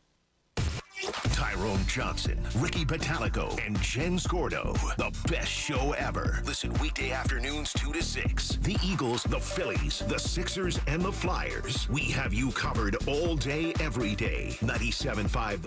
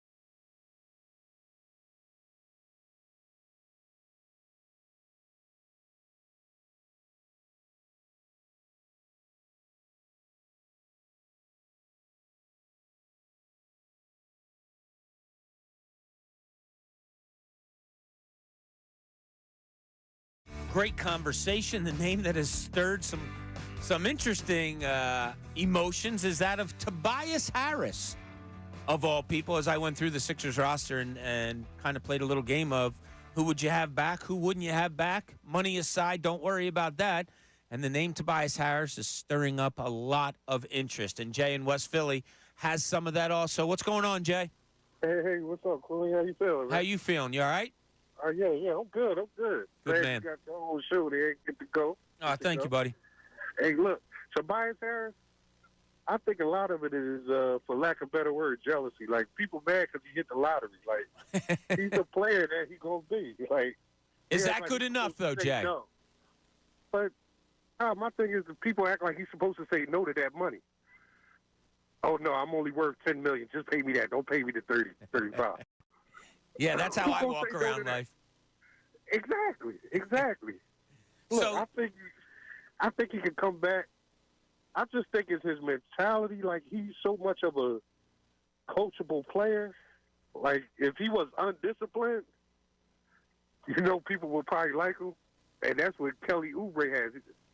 For lack of a better word, undisciplined. But his mentality, if Tobias had that mentality, because he just took too much. To me, he took an easy back seat when everybody came. So you Like, think he when thinks Jimmy too was much? there. Yeah, exactly. Because to me, in my pecking order of basketball, like, I like Tyrese, but there's no way he should be the option over Tobias, because Tobias can score from all levels. Like, there's no way that he can't score. It's just his mentality, and he just take the back seat. Oh, I got to tell you, Jay, all due respect, I think Tyrese Maxey's a better scorer than Tobias Harris. Bob, what position or where on the floor can he score from? Tobias, I mean, Maxey can only score from either driving or the long three. Like, Okay, I'll take it. I mean, it's good. I'm not saying he's not a bad player. I'm just saying, like, Tobias has a better arsenal than me. Like, he can shoot the three, he got mid-range, he can post up. It's just that he's not aggressive. Like, Okay. Maxey doesn't have too great of a handle to me to, like, break nobody down. Who Maxey's doesn't? game is Maxey? all off of speed. Yeah, all his game is off of speed. Like, I don't see him having a handle, like, breaking nobody down to do that. Everything is his first step in speed to me. Well, I appreciate it, Jay. Wow. So we have another Tobias Harris proponent, wants to bring him back, is mistreated, all of those things. But, man, Jay lost me on the Tyrese Maxey talk. Can't break a guy off a dribble. Sorry, if I'm quicker and faster than you and I can run faster on the dribble than you can defending me, I'm breaking you down off the dribble.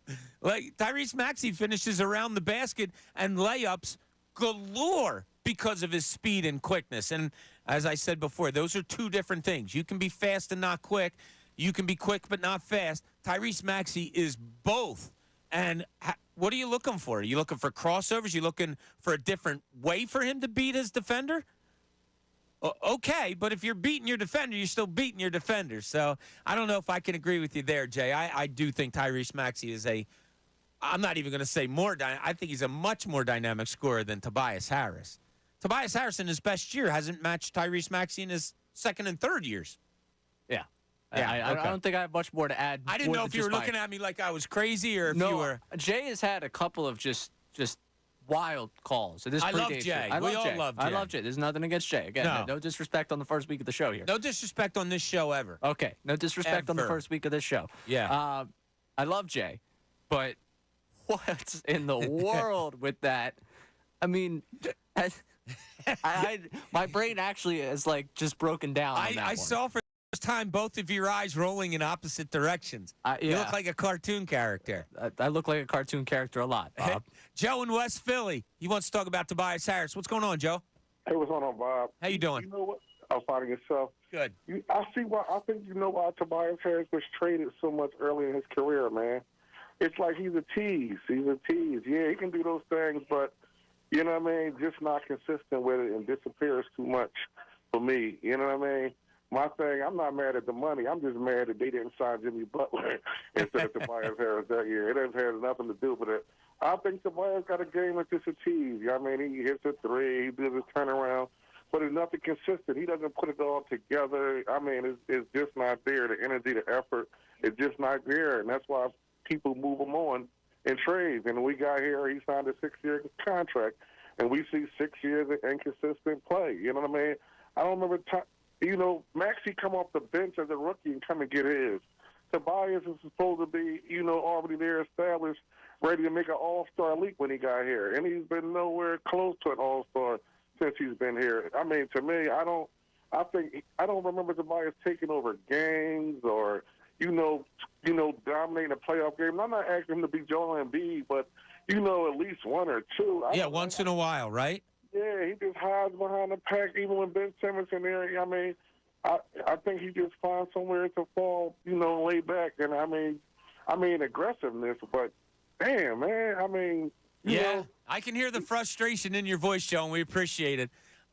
Joe probably speaks for most, although we've been getting a lot of calls defending Tobias. I imagine that our text board is a little bit different there, right, when it comes to Tobias Harris, or what's the deal? Just a little bit. We got some people reacting to some of the pro-Tobias we've just heard, and it's none too kind. Well, come on, let us know. Who's saying what? We got a good one here. I own a detailing company. I will personally clean the limo that drives Tobias to the airport. So I think that one pretty much sums up the way some people feel about him. The scorer conversation from Jay has elicited quite a few texts, and I don't necessarily want to read all of what it's brought us because, I don't want to have to hit the dump button while I'm talking. Some people fired up over the better scorer conversation between Tobias and Tyrese. Yeah, I think Jay would admit that he kind of made a mistake there. Yeah, I think he went a little over the top to defend his guy. And it's just like the last caller said, I think it's a great point. When have you ever seen Tobias Harris take over a game?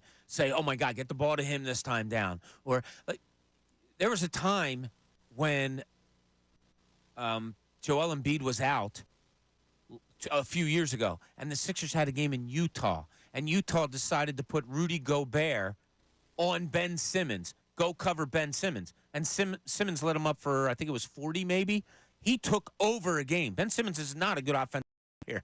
He took over, scorer, I should say, took over a game. I don't really recall much, if at all, Tobias Harris doing that. Tyrese Maxey's done it more than 2 handfuls of time this season alone. So to try to compare them as scorers? I mean, one's got 3 straight 30-point games. I said Christopher Pache when he's obviously Christian Pache. Sometimes you say things that are wrong. Maybe Jay's sitting back and saying, damn, I was wrong there. I love Jay. He's not sitting back and thinking he's wrong on that one. No, you don't think so? No, I don't think so. Okay. Well, that's on Jay then. That's not on us. All right, we appreciate you joining us here on Midday Shows with Bob Cooney. When we get back, we're going to have Matt Breen from The Inquirer on. What I love about Matt, and it's funny, Ray said he's one of his favorite guests that we have on here at The Fanatic. Matt just kind of covers everything. There's nothing under the sun that Matt doesn't write a story. Had a story last week about Dave Hollins and his son, who is a baseball player going to the University of South Carolina, where my son graduated from not long ago, got his master's there. So we'll talk to Matt about what is all Philly sports.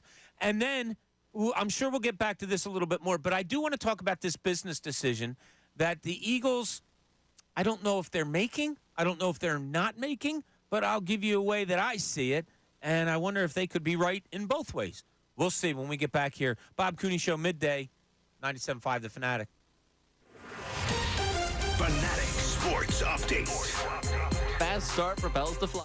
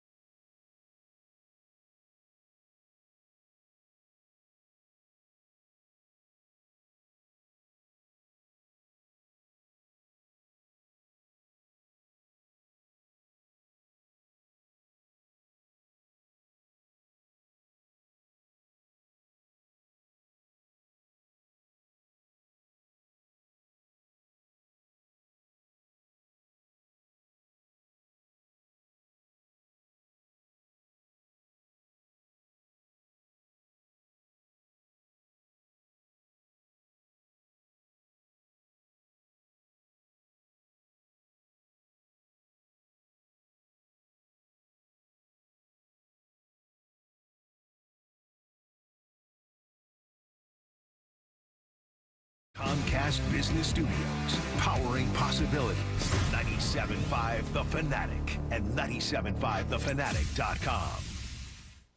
This is Philadelphia's sports station for breaking news. Now, more with Bob Cooney. 97.5 The Fanatic and 97.5thefanatic.com. Our new text board is just buzzing today, which is awesome. Our first day up and running. If you want to text the show with your thoughts, 610-632-0975. Part of me wanted to say, like, you know, keep it nice, but nobody else has seen it besides you. So say whatever the heck you want. I Please don't care. bully me in the text. What's that? I said, please don't bully me in the text. No, don't bully Ray. You can bully me because I don't have access to him. Ray does. I like reading our YouTubers as well as the texts that I'll check out after the show. But we thank you. Thank you for listening. Thank you to our great friends on YouTube. Thanks for everybody texting. We're not here unless you have an interest in the show, so we're glad you do. We also have an interest in the Inquirer's Matt Breen because he always has such very good insight. So we're going to go to him right now on the Comcast Business Hotline. Why do I have music in my ear? It's a Breen Day, man. We got some Breen Is that Day what music. you do? Yeah. Matt, you get this kind of music all the time when you come on? Bob, Andrew rolled out the red carpet for me. I can't expect anything less from you. Okay. I'll have to up my game then, Matt. I apologize, buddy. How's things going with you, and where are you currently? What are you working on? I'm home working on some things. I have an interview at 1:30 that I'm excited for. And but you know how those things work. They always could fall through. So I hope to have that and work. I have a lot of stories in the air that will be coming out next week, and then but it's good. Everything's good, busy, fun, and I love this job that I do now because it seems like every time I'm talking to somebody or a story I'm writing about, it's like I'm writing it for myself, and it's just something I'm interested in. And then you find out there's a bunch of weirdos just like us that love sports and love this kind of stuff. And it's so much fun that when you do dive into a story, I would say 8 times out of 10, another story comes from it, right? You talk to somebody who tells you a story about something else, and then, you know, you make a contact on that. It's the great part of the business that I used to be in, that you're in now, and you do a phenomenal job with it. Thanks a lot. Yeah, you're absolutely right. Everything leads to something else. It might be a week later. It might be 3 years later that you're calling somebody back for a story that you talked to them 3 years ago. So I'm going to hit you up. Save those numbers. Yeah, exactly. I'm going to hit you up on a lot of things here, Matt, since you are so diverse in your sports knowledge. And I'll start off with the Philadelphia Phillies. As we had Todd Zolecki on earlier, a lot of our conversation had to do with Johan Rojas, center fielder, unbelievable defender. I go back and forth on whether he deserves. You just throw him out there, let him have the center field position. Is the team going to put him down in AAA because Christian Pache you can't put down there anymore? What would you do? What would you do if you're Phillies manager Rob Thompson with this lineup right now? I would roll Rojas out there on opening day, and I know he hasn't hit the ball in spring training, and that's obviously defense. It's about his offense coming around, and if you let him sink or swim, and if it doesn't work and you get to middle of May, then you send him to AAA. But I don't think we've seen enough of a sample size of Christian Pache to know what he is, to know who he is. So I think it's Rojas' job. He was starting for a team that was a win away from the World Series last year. So I think he's your guy. And then if push comes to shove and you have to make a move in the middle of May to send him down to get more at bats in AAA and work on his offense, and you handle that then. It's funny, when we were talking to Todd, he brought up that if Rojas is hitting, I don't know, 190, 200, yeah, you stick with it. And I hear him, I agree. It would be odd to have two guys in the order struggling at the 200 mark and hitting back-to-back in Rojas and Schwarber. Are you a proponent of Schwarber leading off, and if not, where would you rather go? I would bat him, personally, I would bat Trey Turner lead off, but I think there's enough of that when he bats lead off, if you look at the splits, the team wins, has a much better clip when he's batting lead off. So I would keep him at lead off. He's comfortable batting lead off. The rest of the lineup's comfortable with him batting lead off. So like a generic, typical baseball lineup, your power hitting, home run hitting, not fleet-footed DH is not batting lead off. But that's just the way that this has been the last few years now. We've been talking about this since he first came here, and I think it works. They play good when he bats lead off. The lineup produces, so it's different. It's not what you're used to, but I would still bat him lead off, and you have to almost ignore the batting average, and you look at his OPS, his on-base percentage, and his home runs he's hitting. So that's where I am. All right, I started the show today. Now, yesterday, as you know, pretty big coaching move, and John Tortorella healthy scratching Sean Couturier, who he just named as captain just a few weeks ago. Very out there moves by Tortorella, which he is known for. I asked the people today, if you go on one end of the spectrum, you have Nick Sirianni, who's kind of more a player's coach. Love my players, wear their faces on my T-shirt, don't get involved too much with the coordinators, let them go. And on the other end, you have Tortorella doing stuff like he did yesterday. Where do you lie as a fan? I'll go fan first and then as a reporter second. Where do you lie with those styles of coaching when it comes to team? Is there one that you like better, one that you think should be played out more maybe in major sports? Yeah, I think it really is like a sport-by-sport basis and almost a team-by-team basis. And at the end of the day, it's your results is the only thing that matters. So if Sirianni wears the T-shirts and they never make a Super Bowl and they're, it's a disaster, then that's why they're a disaster, because he wore the T-shirts. But then the T-shirts becomes the reason that they had this great culture 2 years ago and went to the Super Bowl, because that was a factor in it, that he's such a great coach. And you go back to Charlie Emanuel, a player's manager who was, looked at as a fool until they made the playoffs, and then he's a player's manager, and that's why this team was so good. So it's all about what comes from it, and your styles work. You can be a psychopath and win, or a psychopath and lose, and that's going to be dictated why you did this and that. But for Tortorella, my main thing is how many, I can think of two of them off the top of my head, coaches or managers in the last 5 years that have came through Philly as winning coaches or managers elsewhere. They came here and they did not perform as coaches, as winning coaches or managers, and they were kind of like shells of themselves, guys that were living on these things that happened in 2009. And John Tortorella is the same guy he was 20 years ago with the Tampa Bay Lightning. He's the same intense guy. He comes here. He's doing exactly what he was doing, exactly what you knew he would do.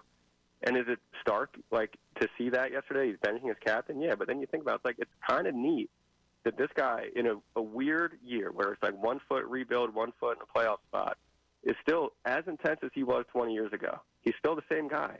He's not going through the motions here. So I think it's hard to, in the moment, to be like, how you're benching a guy you just named the captain a couple weeks ago.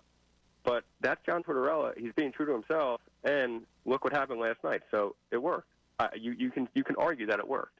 Logical thinking right there, Ray. Another life lesson I want to give you. Us reporters are logical in our thinking many times, and Matt has proven it right here. Now, Matt, with this Philadelphia Eagles situation going on and Hassan Reddick, we learned the other day that they're holding on to the $1 million until April 1st, that he was owed March 15th because they want to try to work stuff out. What are they going to work out? How is this going to end in your mind? Because I don't know why. I have this weird feeling that Howie's sitting with his feet up saying, you're under contract, you're under contract, you're under contract, and we're going to see a Huff, Reddick, Sweat, and Nolan Smith defensive end rotation this year. How do you think it's going to end up? I think the indication from the bonus to me made it seem like that he's going to get traded, and I think it's just a matter of finding that right partner. And obviously there was a flurry of moves a week ago with free agency, but the offseason is still young.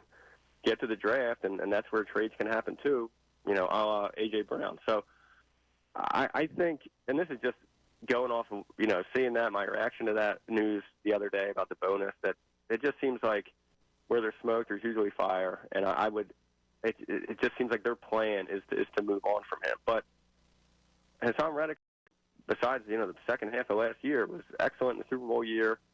And I would love to see, in a Vic Fangio defense, how he's used.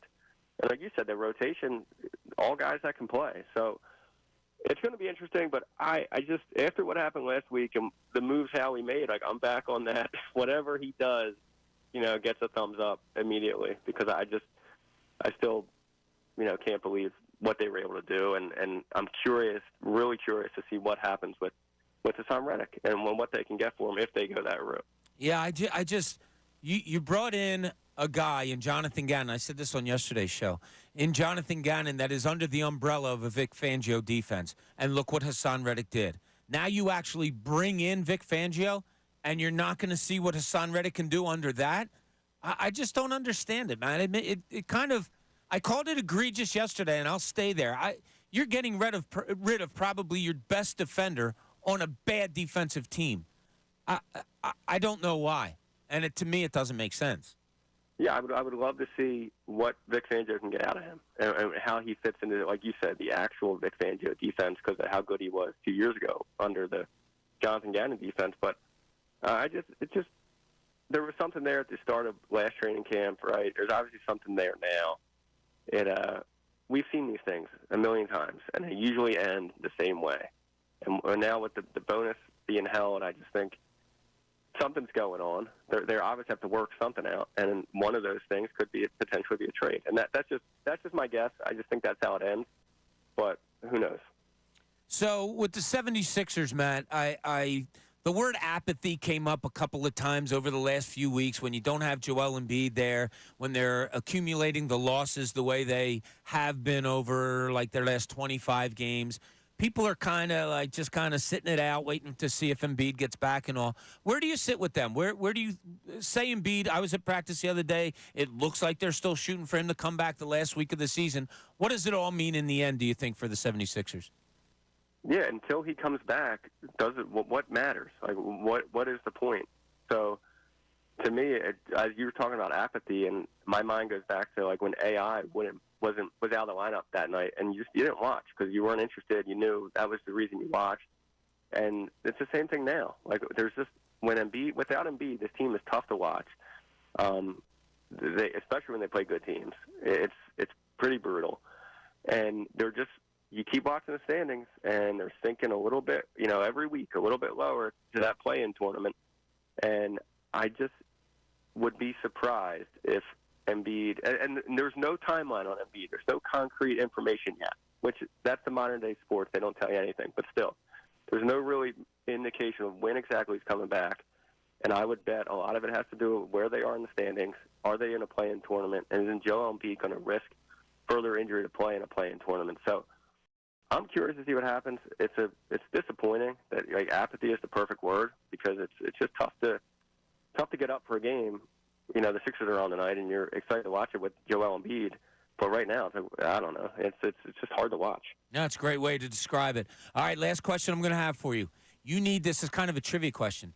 Name a sporting event that you and I covered together. We covered a couple, right? Sixers.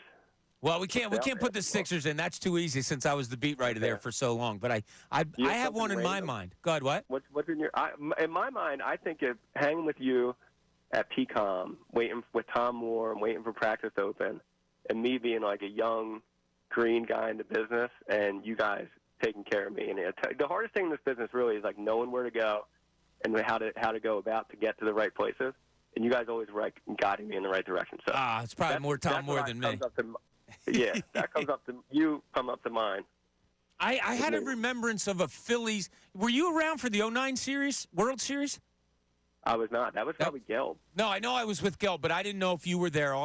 Believe me, I know I was with Gelb because he couldn't get his story done quick enough to get to the bar afterwards and save me a seat there. But all good times, Matt. You do a great job. And look, if you don't mind, I'd love to have you as a regular here on this afternoon show or on this midday show now. Of course, Bob. It's great talking to you, man. You're the best. Thanks, Matt. Really appreciate it. Matt Breen from the Inquirer, inquirer.com. Check it out. Good guy. See that, Ray? He accuses me of showing him the ropes.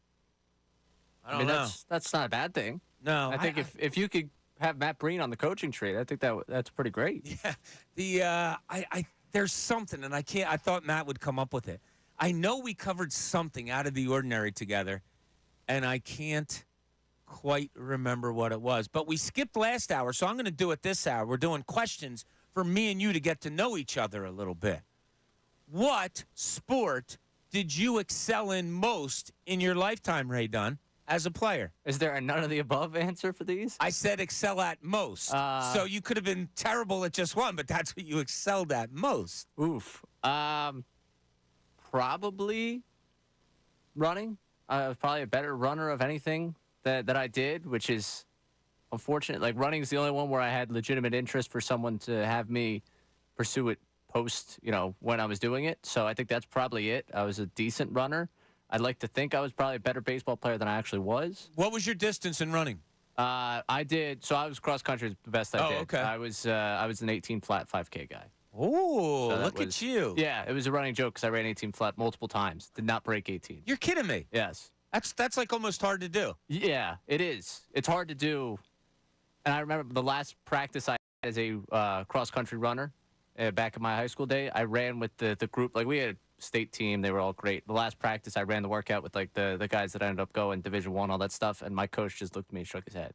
He was so disappointed because he was like, you really did this the last day? I couldn't get this from you. I was not one that was motivated to excel in athletics because I realized my athletic career was not going quite far. See that? That's logical. Yeah, I was more interested in pursuing the logical this. side of things. All right, nothing wrong with that. So just, we'll sprinkle in some questions to each other. Do I get a question for you? Sure, if you'd like. I didn't know if you had one at the ready, but of course. We're a new show. Just to explain, we're just going to take us a minute out of here. Ray and I getting to know each other, even though, we know each other a little bit, but, we learn a little bit about something on the airwaves. Talking torts today. Yes. What is the, I don't want to say worst, but the most intense interaction you've had with a coach that you covered? That's a good one. I've had coaches call me and scream at me and hang up. I've had coaches call me out in public. I had a coach ban the media from going into the practice site by putting up a piece of paper, a handwritten piece of paper on the door that says you're not allowed into practice anymore thanks to Bob Cooney. Oh, wow. That was a pretty good one. That's a strong one right there. Uh-huh.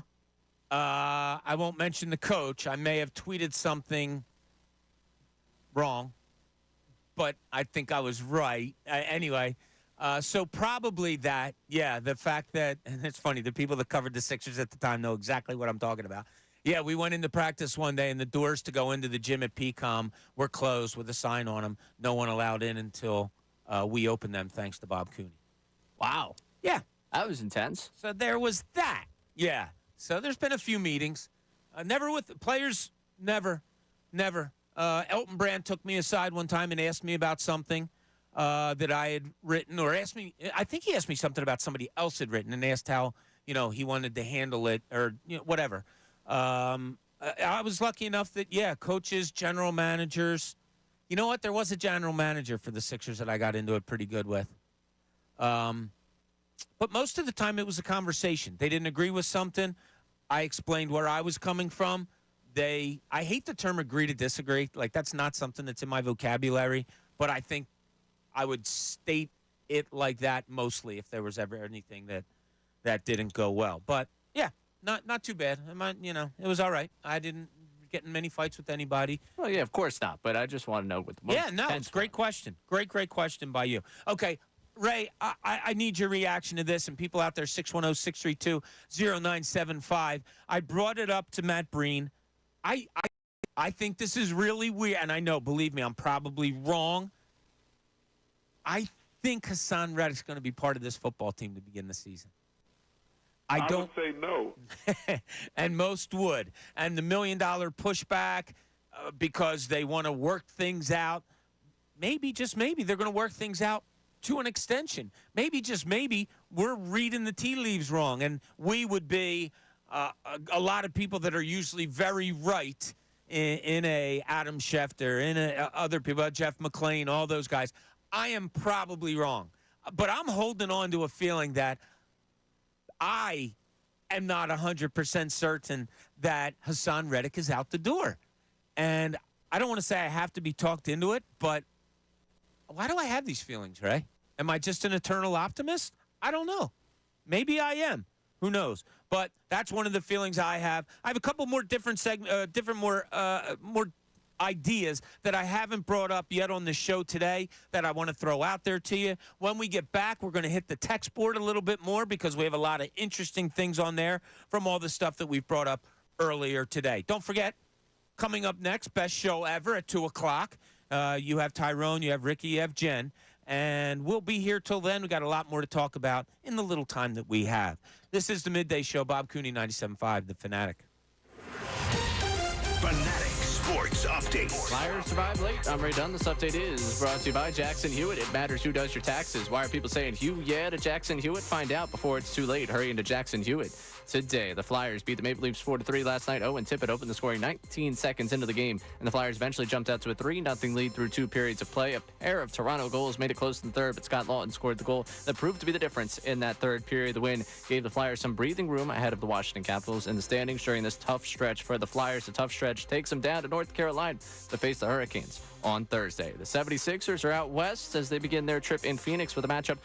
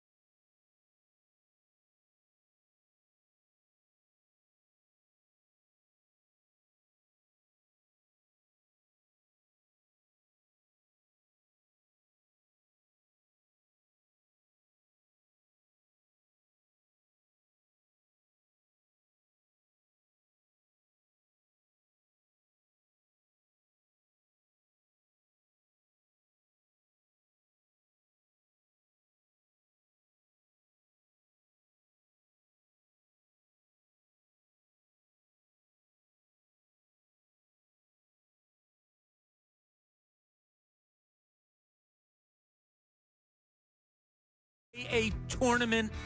I can't say officially. Now, John Giannini's on my mind because yesterday I accidentally said preliminary games instead of playing games, and he got very offended because he was the head coach at LaSalle when they had to play a play-in game, and they won that and wound up going to the Sweet 16. So I wasn't putting down yesterday's games. But the tournament kind of officially, would that be fair enough to say, officially opens tomorrow? You're giving me a look again. No, I'm saying the tournament itself put itself down last night with Virginia's performance against Colorado State. Ty came in and was talking to me about that. It was a disgrace. That's not basketball. It's not. No. The sooner that we realize they don't play basketball at Virginia, the better off we are. Got them a national championship. I can't stand watching them play basketball. No, you're out? I'm out. So out. I mean, this year is especially bad because they had like 3 players offensively that really had anything to give. And otherwise, it was just dreck. But we knew that. We knew that coming into the tournament. How they made it. And some of those other teams didn't. To me, was a crime. And I know now I'm talking after it happened. So it's like, well, now of course you say that. I felt that way when they unveiled the bracket and for some reason Virginia was in there. Really? Yeah. They were just not a fun team to watch this season, especially down the stretch.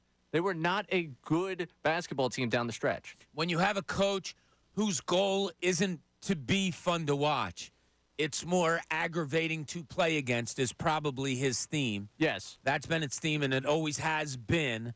Can you not change? So let me rephrase that. It's never been fun to watch for me. Down the stretch, it's not that they weren't just not fun to watch. They were not good at basketball.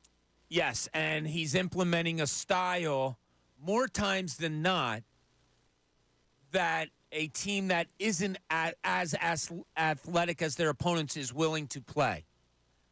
You know what I mean? Like, if I'm recruiting at Virginia, I'm not getting recruits over Duke. I'm not getting recruits over North Carolina State. So do I have to adapt to a style of play that says to me, okay, I have the second-tier guys. I have to teach defense in order to try to win. I understand why he does what he does. It does not mean I enjoy watching it. Yeah. And this season's the extreme example because there's obviously been years where they've been fantastic and they, doing what they've done. They won a national championship, the whole thing, which anyone that's picking Purdue right now is using Virginia as the model to pick Purdue because they're like, well, you lose to a 16 seed. Next year you got to win a national championship. I'm also waiting for Purdue to go down as well. But Virginia, for me, I just don't enjoy watching them play basketball, and especially late down the stretch this season, they were not a good basketball team. They're not playing good basketball. They did not look like a team that I would say, oh, yeah, put them in the tournament. This is going to be fun. I did not enjoy it, and then last night I was subjected to that. My roommate came in and went to a concert. So, oh, how's the concert? Oh, it was good. He said, how was your night? I was like, look at the television. I'm watching Virginia basketball, and I'm watching a game that's just disaster right now. It's not been fun. I've not had a fun night. I hope you had fun at your concert. What concert?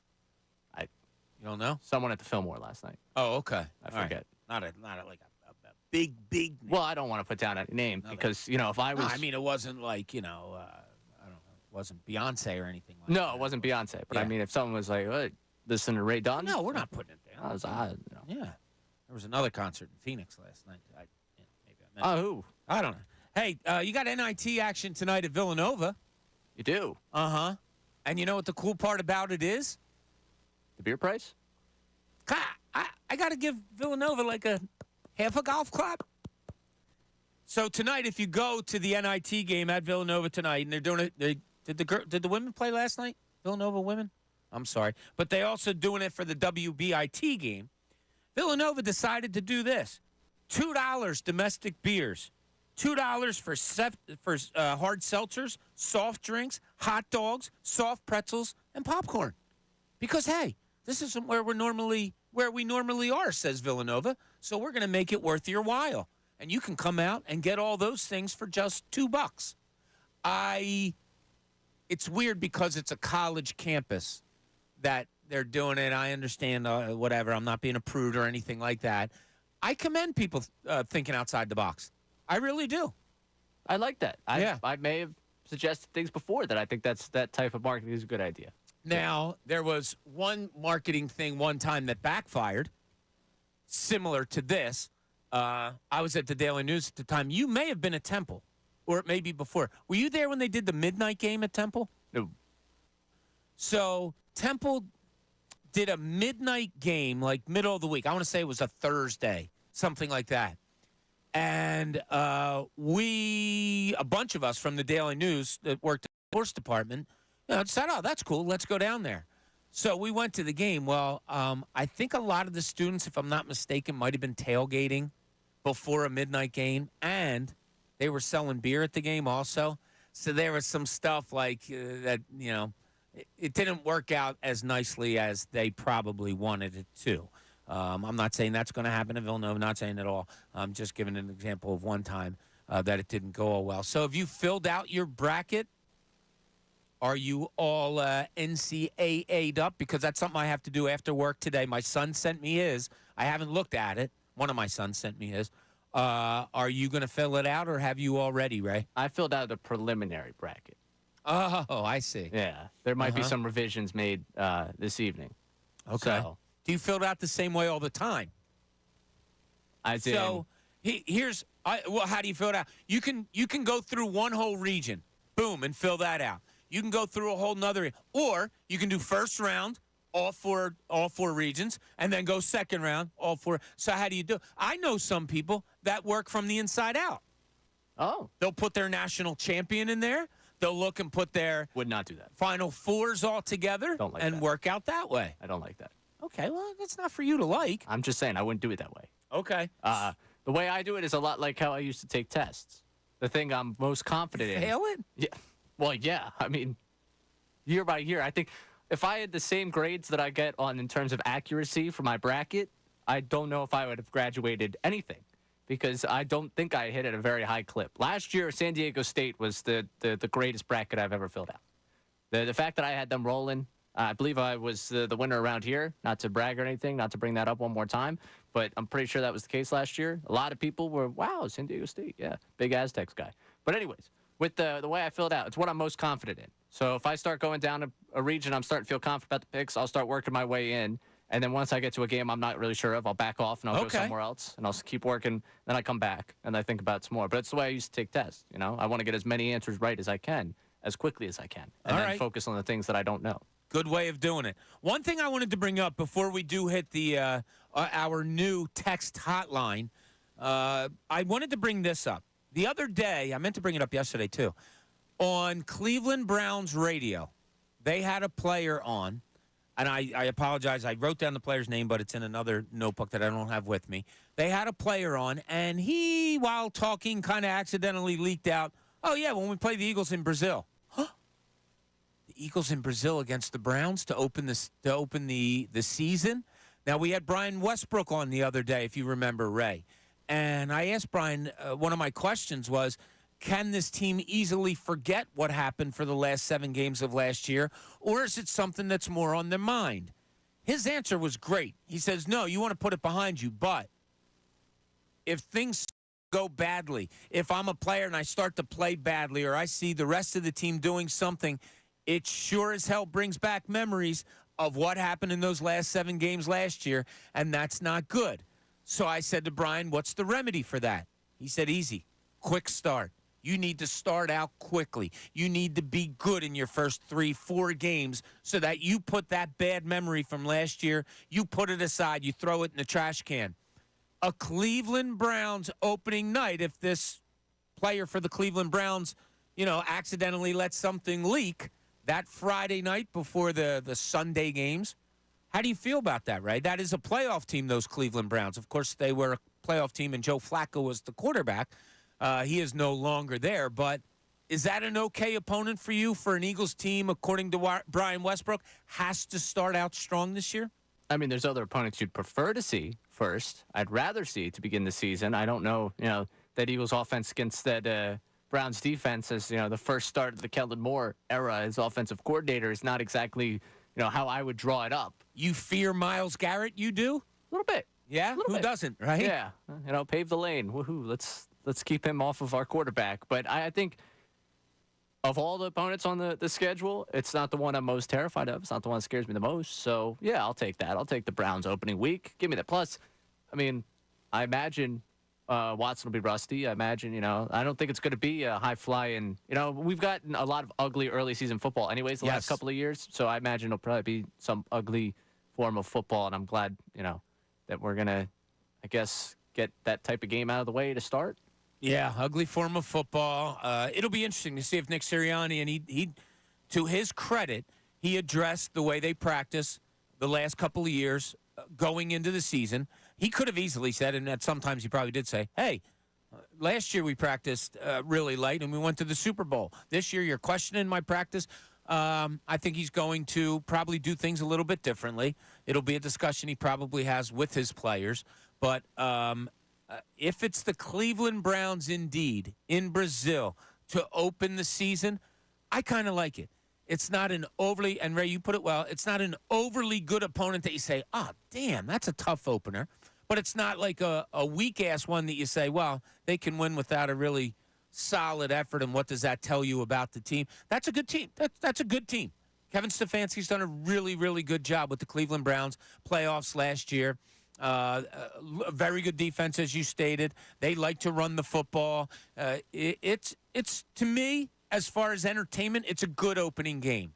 And the Eagles will have to be, at their goodness in order to beat a team like that. And so, like Brian said, in order to get rid of the stink that you had last year, you really have to start off well this year. And that's what the Eagles are going to have to look to do, whether it's the Cleveland Browns or not. So tournament opens tomorrow. I talked to you all week about how, I don't know, the greatness of it just hasn't hit me all that much yet. I have to be honest, though, now, as it gets closer.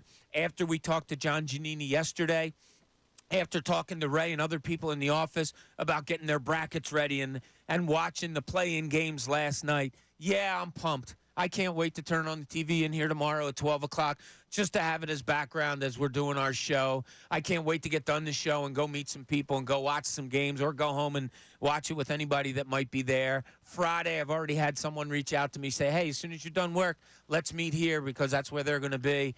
Yeah, it's starting to get there. And the fact that you had baseball open today, even though it was in South Korea, and the Phillies are a week and a day out, and the Masters is right around the corner, Ray, I'm starting to get amped. I wasn't there, and now I'm starting to really, really get there. There is nothing better than a 12:15 Thursday afternoon NCAA tournament game, and that's the men. I'm also really looking forward to the women's side of it. I've watched a lot of women's basketball this year, particularly Caitlin Clark. I can't wait to see how that plays out. The Hidalgo girl on Notre Dame, a local girl, also so much fun to watch. So great basketball coming up, great sports time. Love it all. 1 o'clock hour, it's brought to you by Ferguson, HVAC/Lion Conklin. Attention HVAC contractors. For equipment, parts, and supplies for every heating and cooling job, visit one of Ferguson's counter locations in Bensalem, King of Prussia, Pennsauken, or Westchester. All right, we're going to put a wrap on the show when we get back. A couple of subjects I want to hit Ray up with. Also, we want to hit our text hotline. Brand new today, 610-632-0975. You can text that number with your thoughts. This is Middays. Bob Cooney, 97.5 The Fanatic. Phillies Sports Tonight. Discussion on the big stories we've been talking about all day. Coming up tonight at 6 on 97.5 The Fanatic and 97.5thefanatic.com. The old saying is, in March, it's in like a lion.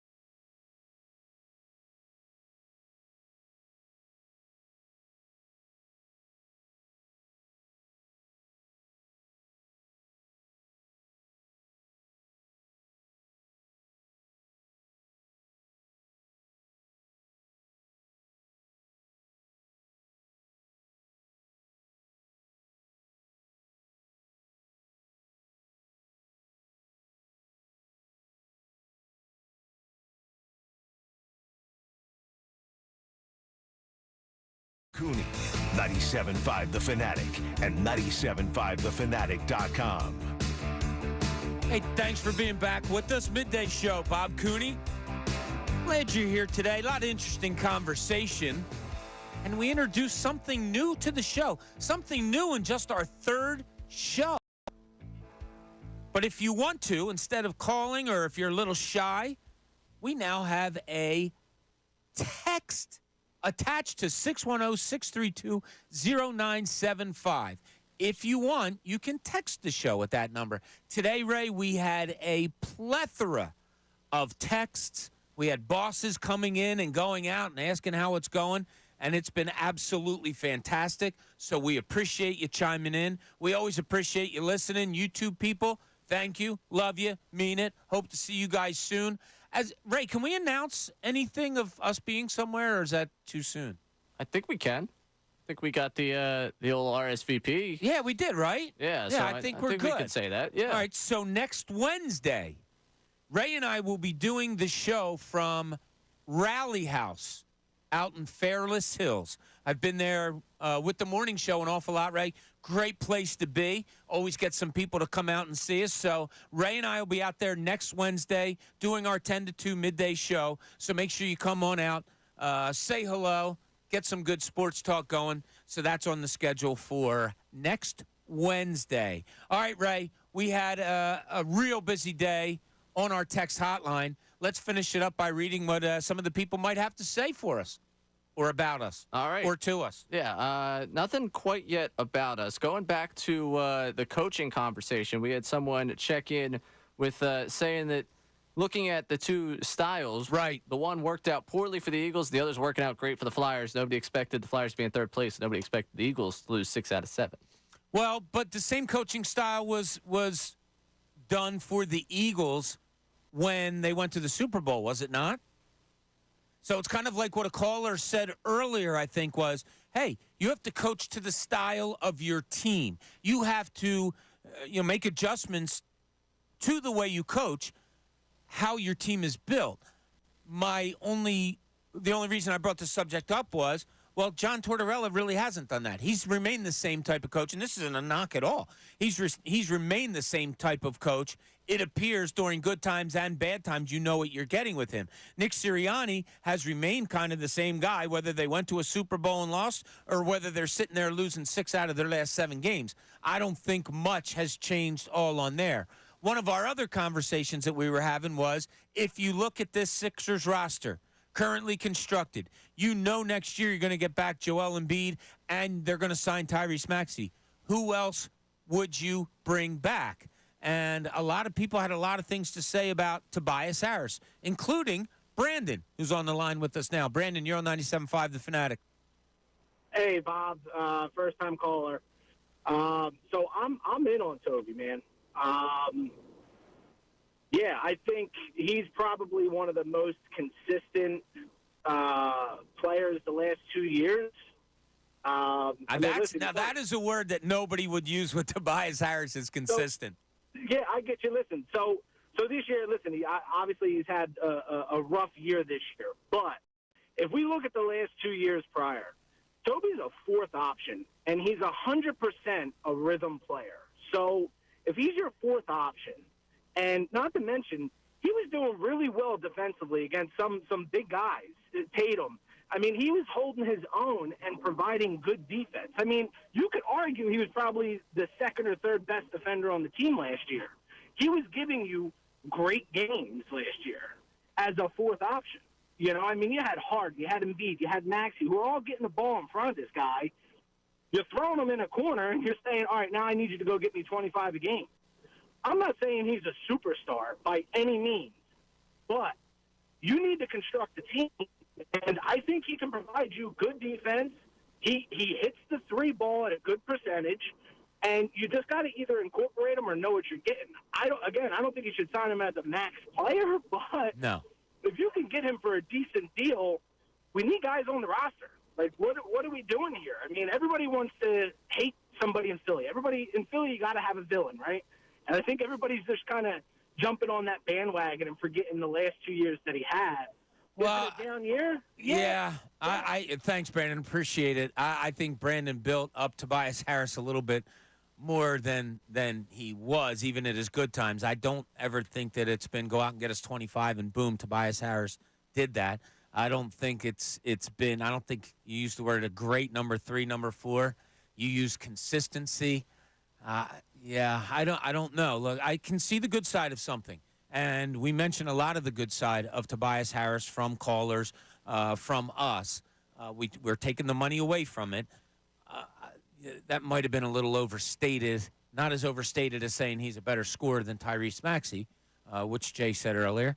But I don't know. I think that's a little overstated. He's a guy that you have to look at, though. You're right, Brandon. You're building a roster.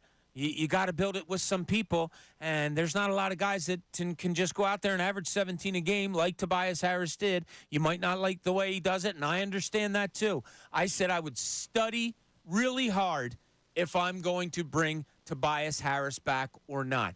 Didn't definitively say yes, didn't definitively say no.